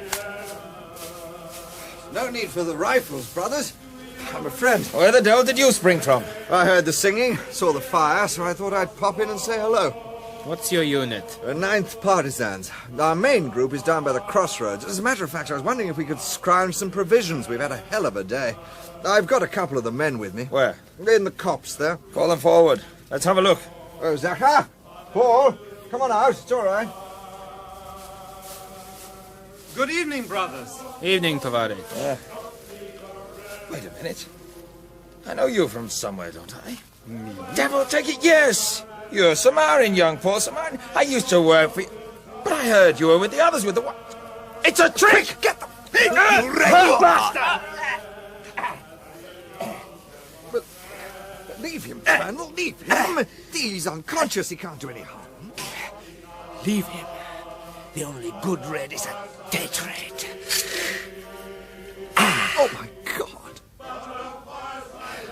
Here. He won't wake up again. The men are taking up position around the walls, Colonel. Right. We'll give them 5 minutes, then we'll charge the gates. You and Paul hide the bodies in the copse, Wojtek. Yes, Colonel. Yes. You are shocked, Tremayne. Why? Well, the man was unconscious, and you cut his throat from ear to ear. And the look on your face, it was like a wolf. I told you I hate them. I hate them all.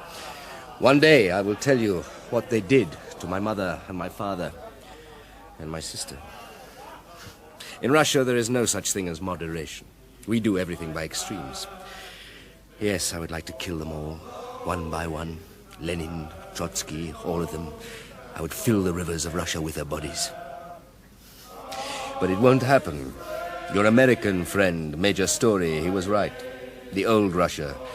The old, sweet Russia. We shall never see her again. We, people like me, the old aristocracy, even our little father, the Tsar, we're finished. A dying species. But when Story said that, you threatened to kill him. He insulted the Tsar. But in other ways, Story was right. We clung to our old-fashioned, out-of-date world for too long. We built a high wall around our lives and did not choose to see or understand what was happening on the other side. A different sort of world is coming, and we are not equipped to live in it. As for myself, I've no desire to do so. You're a hard man to understand. Don't try. The greatest philosophers in the world have tried to penetrate the Russian soul and failed. We're ready, Colonel. One shot from you is to be the signal. What's the disposition, Paul? We have 20 men around the walls, 10 to each side. 10 men are covering the rear. I've put 5 men to cover the main building and 5 back in the copse there to take anyone who might try to make a run for it. Excellent. Did you tell the men there is to be no quarter? There was no need, Colonel. They know. Right. I'll fire the first shot as a signal, then you and I and Tremayne will charge through the gate. Ready? Yes. Yes.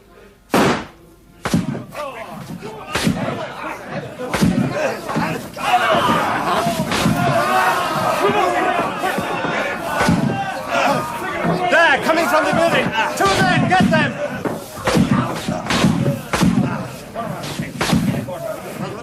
Hold your fire! Hold your fire! Well, that was easier than I thought. Did we get them all? Everyone, Colonel. Anyone in the buildings? Only those 2. They seem to be the commander and his deputy. Right. Get the mess cleaned up, post guards, and then tell the men they can have the sheep meat. I shall be back in the morning. Where are you going? We have certain allies in the town. It is necessary to contact them, urgently. Well, then, let's go. Very well. Did you hear that? Train whistle? That's the Royal Flush. She's arrived in Ekaterinburg. The line is blocked, Major. They can't cross the bridge. I don't think we are welcome. There's only one way to find out, Klaus. Give me that field telephone. Sergeant Kelly, Story here. When I shout, I want you to disembark your Marines and line them up on the track. I want the real McCoy, a guard of honor. I never mind who for. I want to show those guys what a real American Marine looks like. Right, Klaus. Take her up to the barricade. Real slow. Hell's bells. It's like going into the mouth of a lion. They have troops with machine guns and rifles all the way along the embankment on both sides. Well, they would have, wouldn't they? There's a war. Now listen, don't fret yourself. Like I said, we're neutral. We're Americans.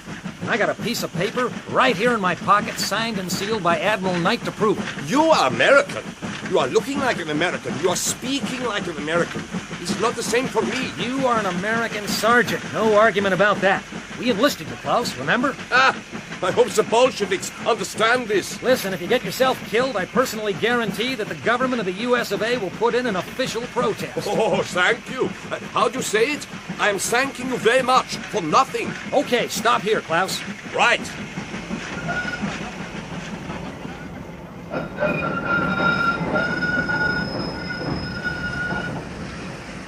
Here comes your commander. Just take it nice and easy. Hi there, comrade. Who are you? What do you want? The name is Story. Major Story. I'm American, and this here train is the property of the United States government. We want to go into town and rustle up some supplies. My name is Dukov, and I'm the deputy commander here. I must warn you that if this is a trick, it will cost you dearly. Hell, this ain't no trick. Like I said, we want supplies. Where did you come from? Oh, a long ways. From the east. From Omsk, perhaps, where the Whites have their headquarters. Oh, hell, we met all sorts on this trip. Whites, reds, and all the colors in between. But we're neutral. You know that Americans are neutral, don't you? I have heard so. Well, take a look. We got maybe 18 U.S. Marines aboard. 1 engineer, 1 fireman, and me. We ain't up to starting no war. I will look, I think. Yeah, well, you do that thing. Okay, Sergeant, get your men off their butts and down onto the track. Okay, you heard that. Now move it. Move it, come on. Warm up along the track. What is this? What are they doing? Just want to show you an old American welcome, Commander. Would you care to inspect our detachment of Marines? Right. Again. Shut. Freeze. Klaus, I'm sorting this out. Nip along to the bridge and see what you can see. Very well. Well, Commander, everything okay? You satisfied? It seems to be in order. Welcome to Ekaterinburg, Major. I will give the order to remove the barricade. You will excuse me. It will not take long. Major! What'd you see, Klaus? They have wired the bridge. Under the center span. Enough dynamite to blow us to heaven. Well, they'd have a hard time doing that with me. I reckon I'm headed in the opposite direction. Is all okay now, you think? Sure, we're in. Now the only problem will be how to get out. There's a land that bears a well-known name. Though 'tis but a little spot, I say 'tis first on the scroll of fame, and who shall say it is not? 'Tis the star of the earth, deny it who can, the island home of the Englishman. Are there any Bolsheviks in England, Miss Meg? Oh, of course not, Natasha. We should never tolerate such people over there. Then I think I would like to go to England. Perhaps you will one day. But we must go together. You and me and Misha. And Kolya. We must take Kolya. Would you like to come to England, Kolya? Yes, little sir, if the good God would permit it. You shall come, Kolya. Oh, see who that is, Kolya. Be careful. Children, quietly now, off to bed. I'll come to say prayers with you in a moment. Yes, quickly, off you go. Come on, Misha, upstairs. Who's that? Dukov. Nikolai Dukov. Oh. I wish to speak with the Englishwoman. Let him in, Kolya. Yes, missy. Good evening, Commander. Ah, you remember me from the woods when we were digging those new trenches. Naturally, I remember you. I like you with your hair down. It suits you. Yes, I like it much better. What do you want? It's getting late. Oh, is this how you welcome guests in England? I come as a friend. I'm sorry, I apologize.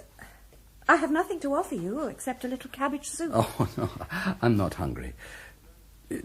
Tell me, did you learn to fire the little pistol I gave you? I practiced in the woods. I brought you some more ammunition for it. Here. Thank you. I'll be in the kitchen if you need me, missy. Yes, thank you, Kolya. Now, hold out your hand and close your eyes and see what else God has sent you. Really, you're always making jokes. Oh, it's no joke. Here. It smells like coffee. Real coffee. Oh, that's heaven. I haven't tasted real coffee for months. Oh, thank you, thank you. Where did you get it? Or shouldn't I ask? Oh, it's American. American? But how can... You'll never guess. There's an American train in the station. I'm a sort of friend of the commander. I don't understand. An American train here in Ekaterinburg? How did it get here? Why has it come? What sort of train... Wait. You'll trip over your tongue if you ask so many questions. First, it came from the east, so I presume it will go back there eventually. They came into town for supplies. Oh, imagine that. Supplies in Ekaterinburg. Oh, they'll be lucky to get a wagon load of coal. I can offer you a cup of coffee now. Real coffee. Oh, no. Keep it for yourself. In any case, I can't stay. I'm on duty again at 5 in the morning. I just thought I'd share my good fortune with you. It really was very kind of you. I do appreciate it. I'll say good night then, Margaret. You know, you should wear your hair down to your shoulders all the time. Oh, it wouldn't be practical. Perhaps not, but it would be better. You're a beautiful girl. You shouldn't try to disguise it. Good night. Good night. Thank you again, Nikolai. Kolya! Kolya! Yes, missy? Oh, did you hear that? Did you hear? Yes, missy. But did you understand what he said? Did you understand? Oh, Kolya, there's an American train at the station. It's the chance we've been waiting for. I'll go there in the morning. I'll talk to them. We'll go east. We'll all go. They can't refuse to take us. Oh, Kolya, it's like a dream come true. We'll celebrate. We'll have a cup of real coffee. American coffee. It's getting dark, Colonel. There's a curfew. If we're caught on the streets without papers... Not much further now. Down this alley and we're there. Who are we going to see? You'll find out. Look for a house with green shutters. The shutter to the right will be half open and a scrap of rag hanging from the top, as though it had been caught there. It's a signal. There, look. That must be the one.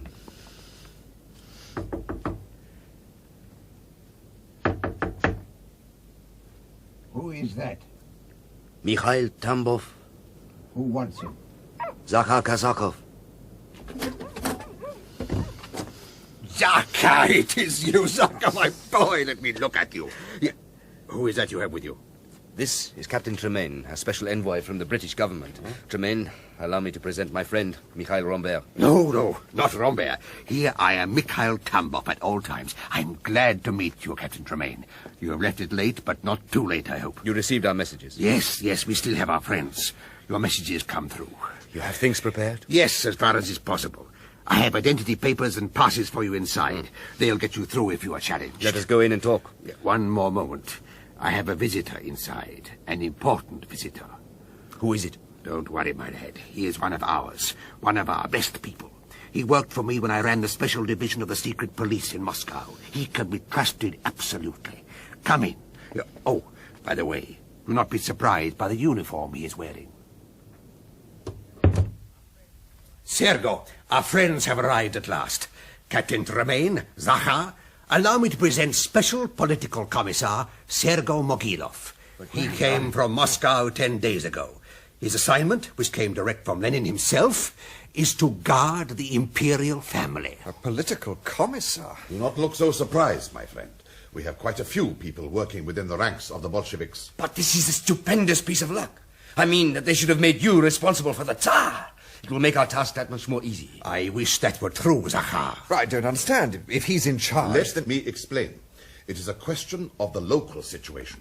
The regional Soviet here is very militant, and Moscow is a long way away.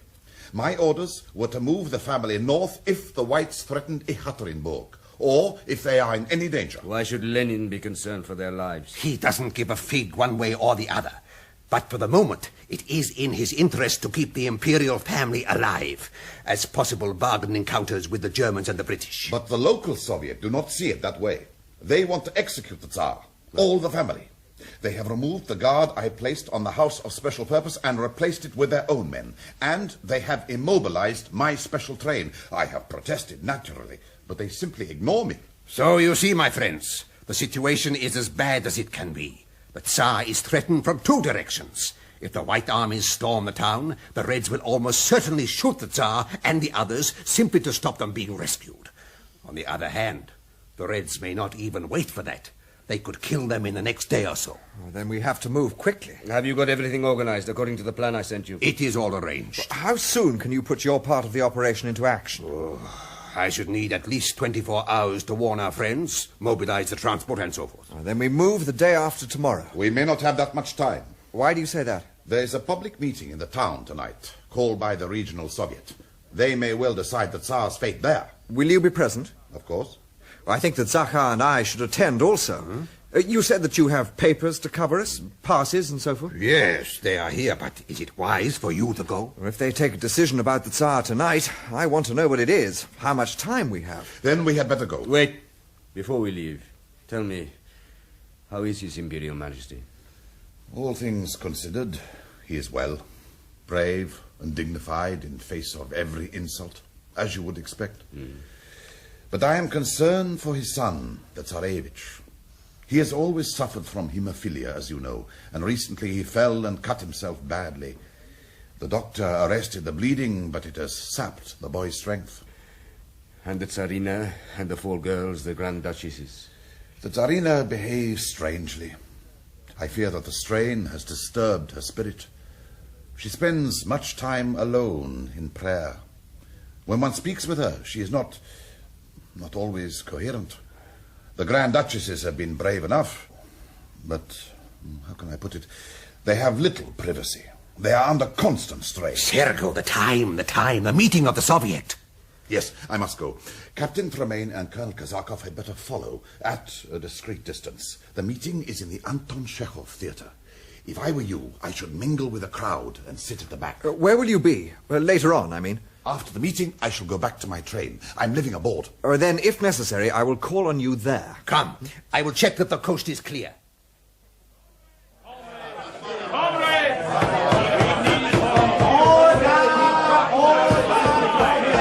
That must be Victor Gromyko, the chairman. He's the one who wants to cut the Tsar's throat. Well, I'll cut his first. Look at them. Look at the scum. The new rulers of Russia.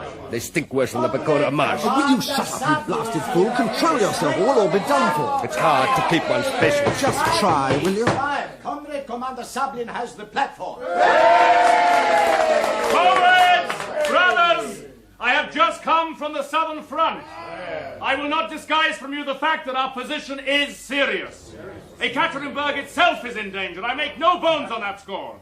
Our Red Guards and volunteers have been fighting for days without sleep. Comrades, we need more arms. We need supplies. Above all, we need volunteers to hold the front. I call upon you to give everything to the cause of the People's Revolution! Comrades, the workers of the Shimono factory pledge themselves to work even harder. The miners from the boiling pit will help to beat back the White Army. With this town, we can't load the rifles, we can't throw grenades. We shall try to struggle alongside of the men and die with them if needed. Bravo. Comrades! At least they're prepared to give up their lives for what they believe. By our deeds, They're good people, good, decent people. Now, the tragedy is that it ever came to Let us this. stop talking and act. Let us all go into the town, into the countryside, and mobilize every able-bodied person for the struggle! I agree. I'm sure the meeting is with you. But before we close, there is one other important matter to deal with. As you all know, the Romanovs are our prisoners.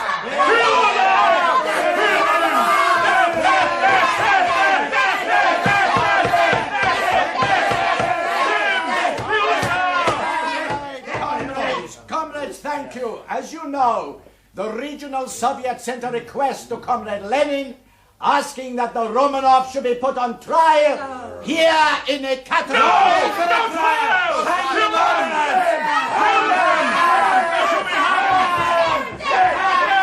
What did you call them?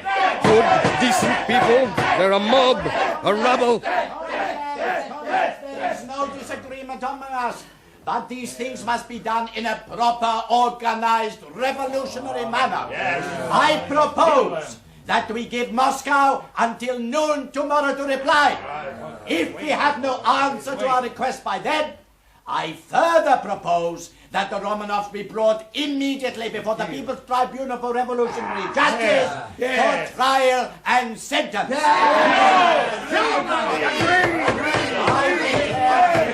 I declare the meeting closed.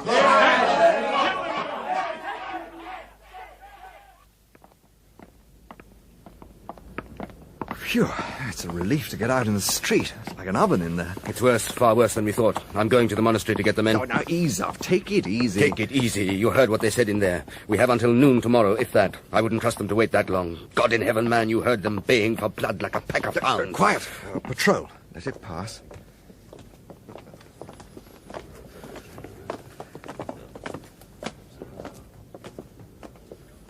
Now, let's think this out quietly and carefully. We haven't time for that. I haven't come all this way to be thwarted at the last moment. There's only one way now. Tonight, before it gets light, we'll storm the House of Special Purpose and pluck them out. I'll get one squadron to create a diversion while the rest make the assault. The guards will be half asleep. They won't be expecting us. It's crazy. It's a recipe for disaster. Look, my friend, you don't have to play any part in it. I hereby absolve you. I'm grateful for your help so far, but if you want to step aside now, I'll understand. Listen, Zakar, listen to me. I've come a bloody long way, too, and I'm not going to stand back and let you mess everything up. Now, listen. Do you want the Tsar and the others alive or dead? Because if you persist in this madness, they will surely die. Look, the first thing the guards at the House of Special Purpose will do when your Circassians go charging in will be to shoot down the imperial family. Will not work, Zakar. It just will not work. Have you an alternative? Yes. We bring our plan forward. Instead of the day after tomorrow, we act in the morning. But Mikhail said he would need at least a day to arrange the transport, to warn people. Well, then he'll have to hurry things up, won't he? Listen, you go to see him now, tell him of the change, don't let him argue. Make certain that he has everything ready and in place by 8 a.m., not a second later. I'll go and see Margolyes on his train and warn him. We'll meet back at the monastery at 7 a.m., right? Can it be done? Can it be done in time? It will be done, Zakhar, because it must be done. Now, hurry, hurry!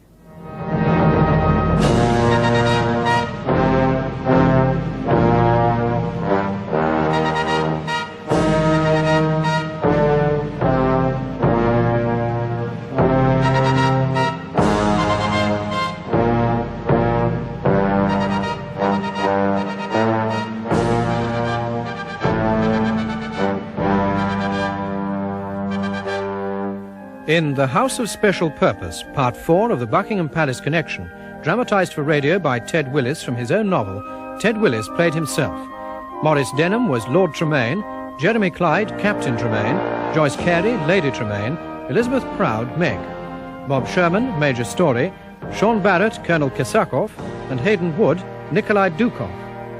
Samarin was played by James Windsor, Wojtek by David McAlister, Klaus by John Rye, Natasha by Lisa Hayden, Misha by William Booker, Tambov by Alan Dudley, Mogilov by Nicholas Courtney, Gromyko by Cyril Shaps, Kelly by John Livesey, Guard by Spencer Banks, and The Woman by Christine Absalom. The serial's directed by Glyn Dearman.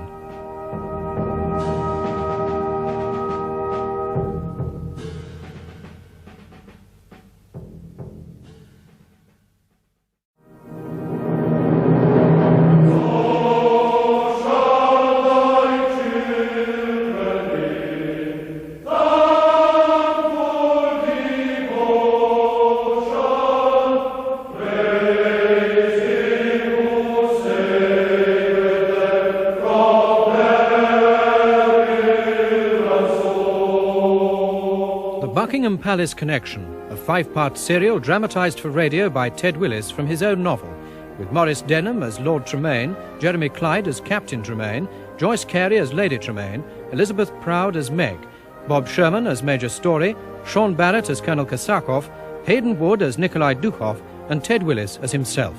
Part 5, The Secret of the Forest. So, Lord Willis, there we were in Ekaterinburg. The last stage of a long journey. As you say, my dear, and the hardest part was yet to come. You had to change the plan to rescue the Tsar, or rather bring it forward. Well, we had no choice. The local Soviet planned to execute them at noon the next day. We had to move before then. So, while Astakhov was preparing his men for the assault on the House of Special Purpose, I went to talk with Political Commissar Sergei Mogilov, a secret royalist agent working within the ranks of the Bolsheviks. So, we shall have to make our move in the morning. Of course, there's no other alternative. It is our last chance. Transport. Astakhov is seeing about that now. Tell me, how many guards will be on duty at the House of Special Purpose? 2 at the entrance to the first stockade, 4 in the courtyard guarding the main entrance, 6 in the grounds at the back. 2 will be manning the machine gun at the attic window. Is that 14? There may be 2 more in the courtyard while the imperial family are exercising.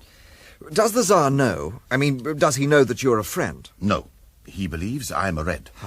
It would have been too dangerous to reveal myself. We are watched by too many eyes. It is the story of my life. I've been in the secret police so long I feel like a man with 2 souls in one body. Do you know, even my wife thinks I'm a Bolshevik? But somehow the Tsar must be warned. He must be warned to be ready. It's essential that at 10 o'clock tomorrow morning the whole family should take their usual exercise in the yard. They must all be ready to obey us without question. We shall have minutes, seconds only. I will get word to the Tsar somehow. But whether he will believe me, that is another matter. He may regard it as some sort of trap, and who shall blame him? Well, show him this. A ring with the insignia of the Royal Romanov house. Where did you get it? From King George V. It was given to him by the Tsar himself. It will prove my credentials. And what will you do afterwards? Will you come with us? No, my friend. I'm too valuable to our cause where I am. I shall stay. Well, good luck, then. And to you, my friend. And to you. Major, look, we have a visitor. Tremayne. What are you doing here? I've been paying a few calls, Tom. I thought I'd drop in on you. At this time of night? Hey, you okay? I'm fine. Well, you don't look it. Sit down. I'll fix you a drink. If I sit down, I shan't get up again.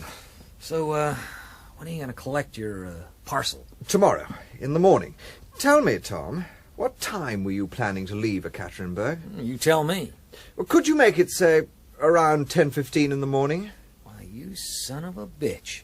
You want to use the royal flush as a damn decoy. How did you guess? Hey, do you know what they got out there? They got dynamite under the bridge. They got field guns covering the track. They got... blow this train to Kingdom Come. All right, if you don't feel you can help. No, I didn't say that. Just what exactly do you want? Well, at 10 a.m. tomorrow, the balloon will go up. By 10:30, perhaps sooner, they'll start chasing somebody. And you wanted it should be the royal flush. Exactly. If you could pull out at about 10:15, my guess is that they'll think you've got the Tsar and his family aboard. And while they are chasing the royal flush, you will be heading off in a different direction, perhaps. There's no risk to you. When they stop you, you play the innocent. Let them search the train from top to bottom. Naturally, they'll find nothing. Real simple. Okay. Now listen, if we do make it out of here, we'll wait down the line at that spot at the forest where you got off. We'll hang on for, say, 24 hours. So if anything goes wrong with your transportation, you head for us, right? Right. I demand to see the train commander at once. I'm sorry, man. I can't allow you aboard. My orders... what the hell is going on down there, Kelly? This lady is Are asking... you in charge of this train? I guess you could say that, yes. Then let me introduce myself. My name is Margaret Wellmeadow. Miss Wellmeadow. You know me, but... James Tremayne. We met in Petrograd last year. Good heavens, I hardly recognized you, Mr. Tremayne. Nor are you, Miss Wellmeadow. However, your being here is a piece of great good fortune. I'm sure you will be able to help me. Well, if I can, although I must warn you that I'm not... Through circumstances which I will not go into now, I find myself responsible for the welfare of 2 young children. It is essential that I take them east, to safety. That is why I'm here. I wish to take passage on this train when it leaves. This is a military train, ma'am. The trip we're making could be dangerous. Oh, I am quite used to danger, sir, and I believe it will be infinitely more dangerous if we remain here. Now, if you will direct us to the appropriate wagon... Us? Oh, of course. I thought I'd made myself plain. I have the 2 children here with me, together with our friend and servant Kolya. Here? Here? We are packed and ready. Look, ma'am, can't you understand? Please. Tom... Take them. Huh? Take them. Okay. I guess there won't be any peace until I do. Kelly? Sir? Take this lady and the others and put them in number 3 wagon. Oh, thank you. And thank you, Mr. Tremayne. My pleasure. Is she an old girlfriend of yours? As a matter of fact, no, although I wouldn't mind. She's a very good-looking girl, don't you think? Hell spells. It's been a crazy night. It could be a crazy day tomorrow, too.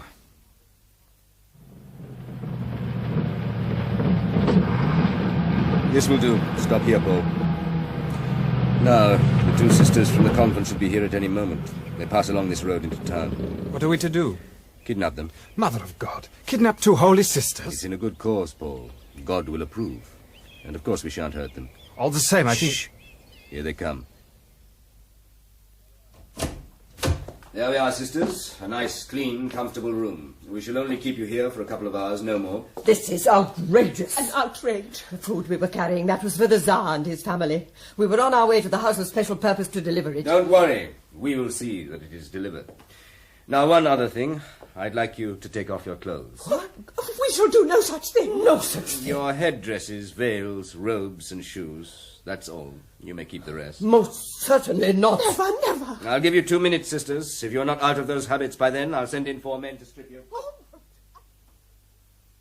Are you ready, Zachar? Once I get this damned veil in place. Well, I must say, you look every inch like a sister in those robes. Have you seen yourself? Pull your skirt down, man. Have you no modesty? Sir Marin. Here. Check it through once more. You and the Colonel will approach the guards at the front of the House of Special Purpose, disguised as Sisters of Mercy. You will take care of the outer guards. At this time, I will arrive with 2 detachments of Circassians in trucks carrying the Soviet emblem. At a signal from you, we will charge the palisades. There are 2 sets of palisades. It is essential that we get through the second one before the guards have time to recover from the surprise. The Tsar and the others should be in the grounds, and they will be expecting us. Now have the second truck ready with the engine running. Shortly, our friends are going to begin creating various diversions in the town, explosions and so forth. Ignore them. Is that all clear? All clear, sir. That's it. Let's go. Let's go.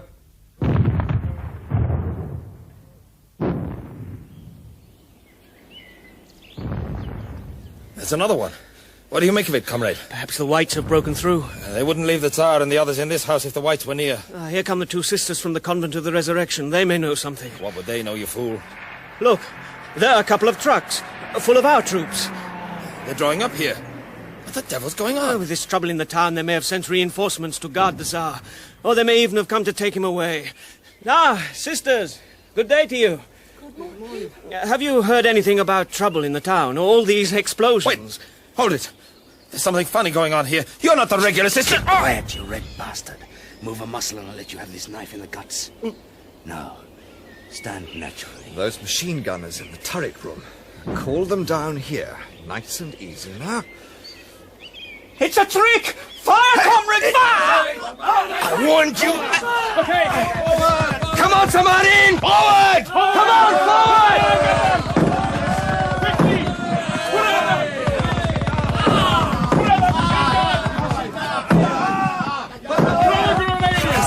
What? We're through the palisades.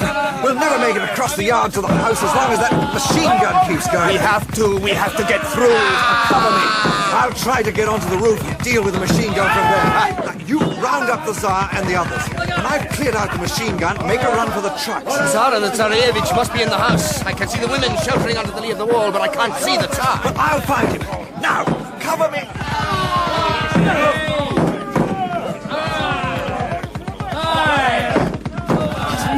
He's made it to the wall of the house. He's started to climb. Hurry, man, hurry. Damn machine gun. Try to get the Tsar out. He simply mows all down. He's on the roof. Good man. Now, a grenade to do the trick. Hurry, man, hurry. He's done it. Forward! Forward!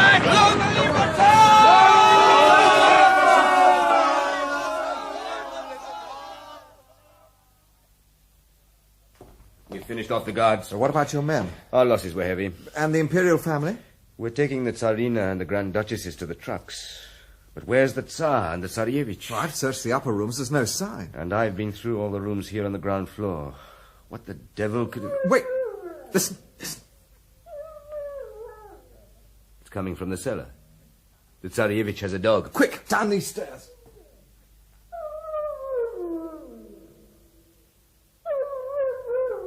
Here. It's coming from here. Oh, my God. Oh, my God. Oh, Zaka. He is dead. Our little father is dead. And his son with him. Sir, the Tsarina and the daughters are aboard the truck. We must leave now. We cannot wait a moment longer. They have killed them, Paul. They have murdered our Tsar and our Tsarevich. We cannot leave them here. Burial, Christian burial. We must... Sir, we have no time. He's right, Zaka. I told you, Tremayne. A dying species. Our little Tsar, people like me. Zaka, think of the others. You take the Tsarina, you know what to do. You go also, Paul, my friend. Leave me here. But, sir, You must, I have things to do. My pack is on the truck. Leave it at the gate for me. Go, damn you, go, that's an order. Yes, sir. As for you, Englishman, don't blame yourself. You did well, and we almost made it. Almost is not enough. It will have to do. What is that saying of yours? Half a loaf. Keep them safe, my friend. Take them where they will be happy. Goodbye, Zaka. Goodbye, James Ivanovich. They may have got away with the women, Comrade Mogilov, but they won't get far. As for the Tsar and his bastard son, they're finished. All the same, Moscow will not be pleased. After all, Comrade Chairman, it was you who took away my picked guards and replaced them with untrained troops of your own. My men gave a good account of themselves. 14 of the counter-revolutionaries were found dead or wounded at the House of Special Purpose. It will not help if you get excited. In a sense, our necks are on the same block. Let us leave the question of the dead Romanovs aside for the moment and concentrate on the ones who escaped. How, in your view, was that escape effected? That's obvious, surely. The whole business was engineered by the Americans. an imperialist plot? Exactly so. The explosions in the town were deliberately timed to divert us. And it was certainly no accident that the American train left Ekaterinburg only a few minutes after the assault. Did it have permission to leave? No, but that is academic. We shall stop the train, never fear. Oh, we have crossed the bridge. That's something. Well, we're not out of the woods yet. Hey, look. There's that young Red Commander, Dukov, standing in the middle of the track. He's waving us down. You want me to go through him? Hell no. Pull her up. He's not such a bad guy. Besides, if he opens up with that big gun up on the embankment, we're dead ducks. Hi there, Dukov. What seems to be the trouble? I have orders. The train must be searched. We got nothing on board to interest you. Then you have nothing to fear. Okay, look all you want.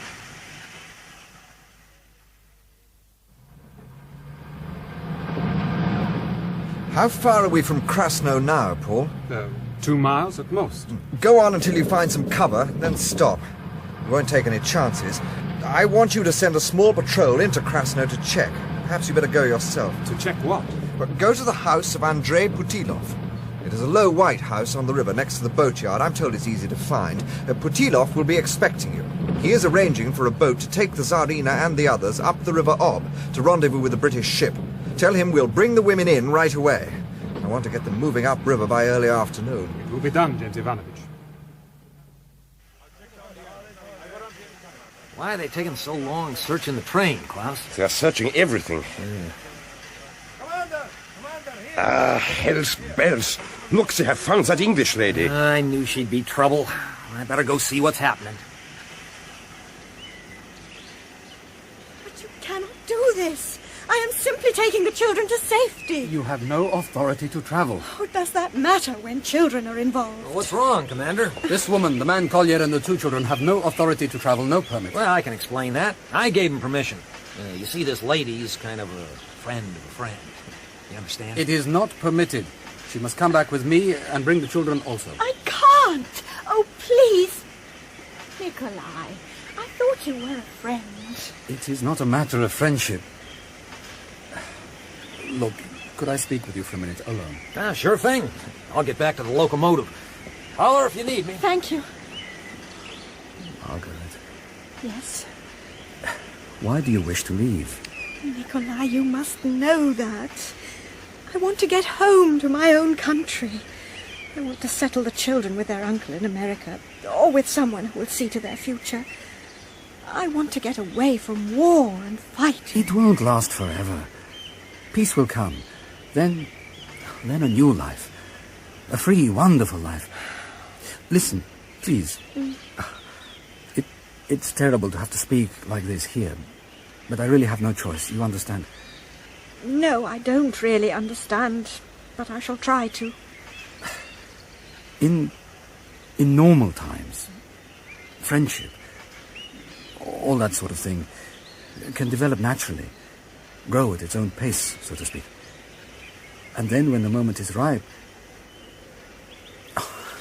I'm sorry, I'm not speaking clearly. You see, I want you to stay, Margaret. Not as a prisoner, but as my friend. I want you to stay of your own free will. Oh, Nikolai. I know I have no right to ask you, but sometimes the heart runs away with the head. And in these times, decisions have to be made quickly.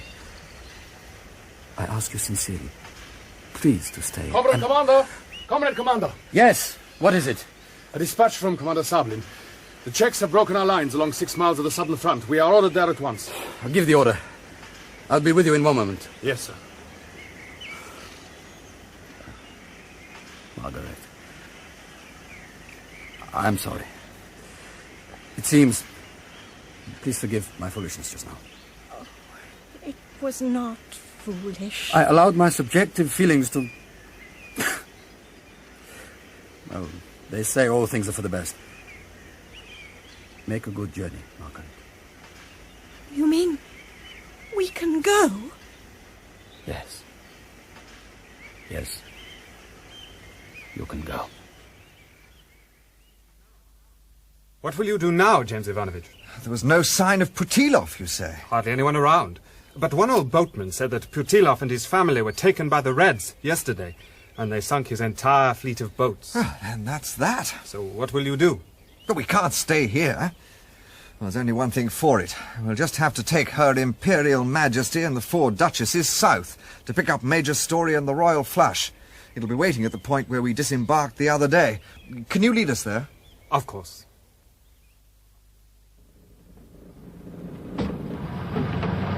James Ivanovich. Yes, Paul? I think we ought to stop here and make camp for the night. Stop? It's getting dark. I know the route by daylight, but in the dark I might lead you wrong. In any case, the men are exhausted. How far away from the railway? I would say about 6 hours' drive. We'll be safe enough if we camp here on the edge of the forest. All right. Pull over and they'll follow us. Right.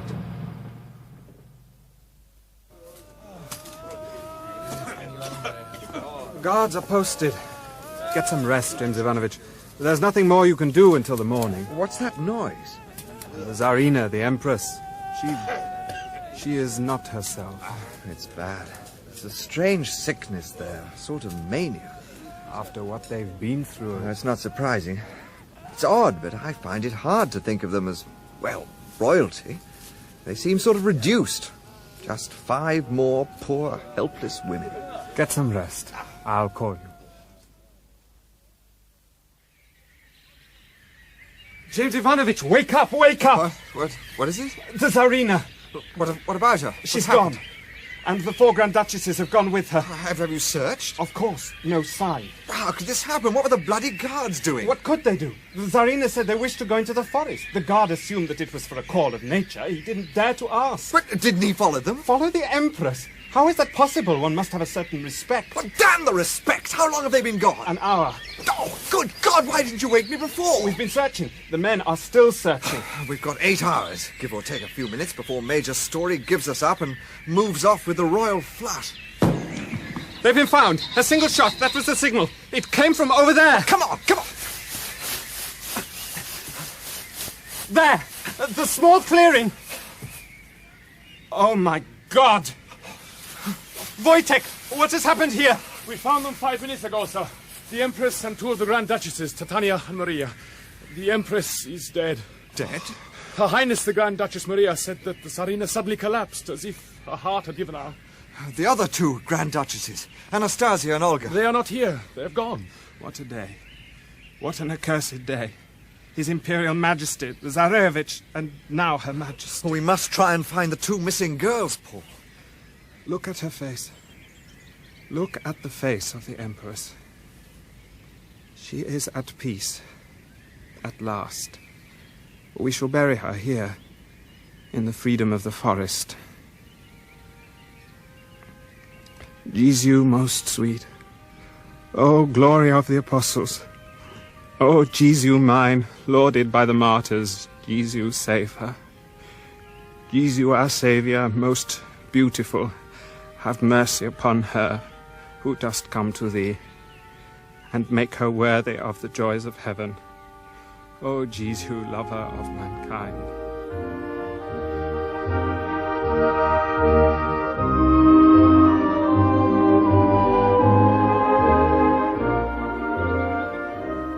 We searched the forest for the other 2 girls, Grand Duchess Olga and Grand Duchess Anastasia, but we had no success. In the end, we had to give up and make for the train. Tom Story was waiting with the Royal Flush, and we headed east. The next day, we were in Omsk. What happened to Astakhov? Did you hear? Oh, yes. Zahar died as he'd lived. After we'd left, he went to a meeting of the Regional Soviet. He put on the full uniform of an officer in the Imperial Chevalier Guards and covered this with an old overcoat. At an appropriate moment, went onto the platform, ripped off the overcoat, and stood there in that fantastic uniform. Well, the crowd was so shocked, I'm told, that nobody moved. And then Zahar took out a grenade, pulled the pin, and shouted, "I've brought you a present, you murderers, so that you will remember the Tsar." Blew himself up, and half the committee went with him. Typical. What I don't understand is that when the Whites did eventually capture Ekaterinburg, They reported that all the Romanovs, the women included, had been murdered at the House of Special Purpose. They said no one escaped. Well, you can take a choice. You can believe that report, or you can believe the story I've told you. Oh, I prefer your version, I think. Thank you. It's interesting when you think of what happened to some of the people involved. Dukov, for instance, Nikolai Dukov, the young Bolshevik officer. Does the name Dukov ring a bell with you? No, I don't think so. Well, he became a general in the Red Army. He was one of the heroes of the defence of Stalingrad in the Second World War. And Miss Meg, Margaret Wellmeadow, I think I can guess what happened to her. Oh, you can you? Yes, I've been putting two and two together. Michael, your old servant, the man who hit me on the head when I first came here to Trevelyan. Well, what about him? Would he be Kolya by any chance? Well done, yes indeed. We gave him a home here, changed his name to Michael. A little more English, you understand. Well, go on now, don't stop there. What else have you worked out? Well, you have Kolya here, so your wife... Yes? She is, she was, Miss Meg? Well, you said you were attracted to her. Miss Meg. Oh, she'll enjoy that. She'll like that. What are you two up to? What's the joke? Tell her. Well, I'm afraid that I assumed that you were Miss Meg. Am I wrong? Oh, I'm afraid so. James, it's cruel of you to tease our guest. No, Miss Meg went to America with Major Story. They handed the children over to an uncle. And did they marry, Story and Miss Meg? No, they were just good friends, as they say. The Story wasn't the marrying kind. Meg changed and developed an awful lot. Well, if you're not Miss Meg, then who... Can't you guess? Why do you think we moved here? Why do you think we guard our privacy so well? I fell in love with James on the train, on the long journey to Vladivostok, and he with me, I think. Oh, there's no thinking about it. I've been in love with her since that day in the forest. My sister Titania entered a religious order and went to West Africa as a nurse. She died there 20 years ago. Allow me to present the last of the Romanovs, the Grand Duchess Maria. Not any longer. No. I prefer to be known as your wife. Nothing more, my dear. And that, more or less, was the end of the story for me. Except that about 6 months after our talk, Viscount Tremayne of Trevelyan died, leaving no heir. His wife, Maria, couldn't live without him, and she followed him 2 days later. Tremayne left me all his books and personal papers. He'd had many adventures apart from his exploits in Russia, adventures which one day will be worth the telling. Maria also left me a small but precious souvenir, a signet ring bearing the falcon, the personal crest of the Tsar. Strictly speaking, I suppose I should return it whence it came, to Buckingham Palace. But it was left to me after all, and I intend to keep it.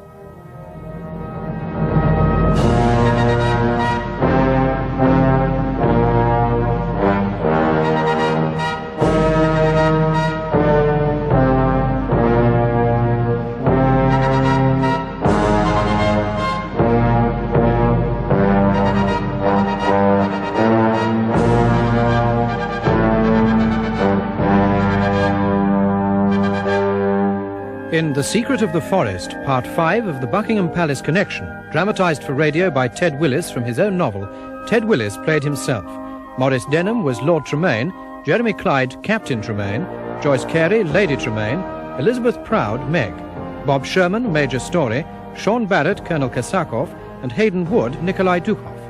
Margolyes was played by Nicholas Courtney, Gromyko by Cyril Shaps, Klaus by John Rye, Kelly by John Livesey, Samarin by James Windsor, Sister Lyudmila by Pauline Letts, Sister Yelizaveta by Jane Knowles, Wojtek by David McAlister, and The Corporal by John Webb. The serial was directed by Glyn.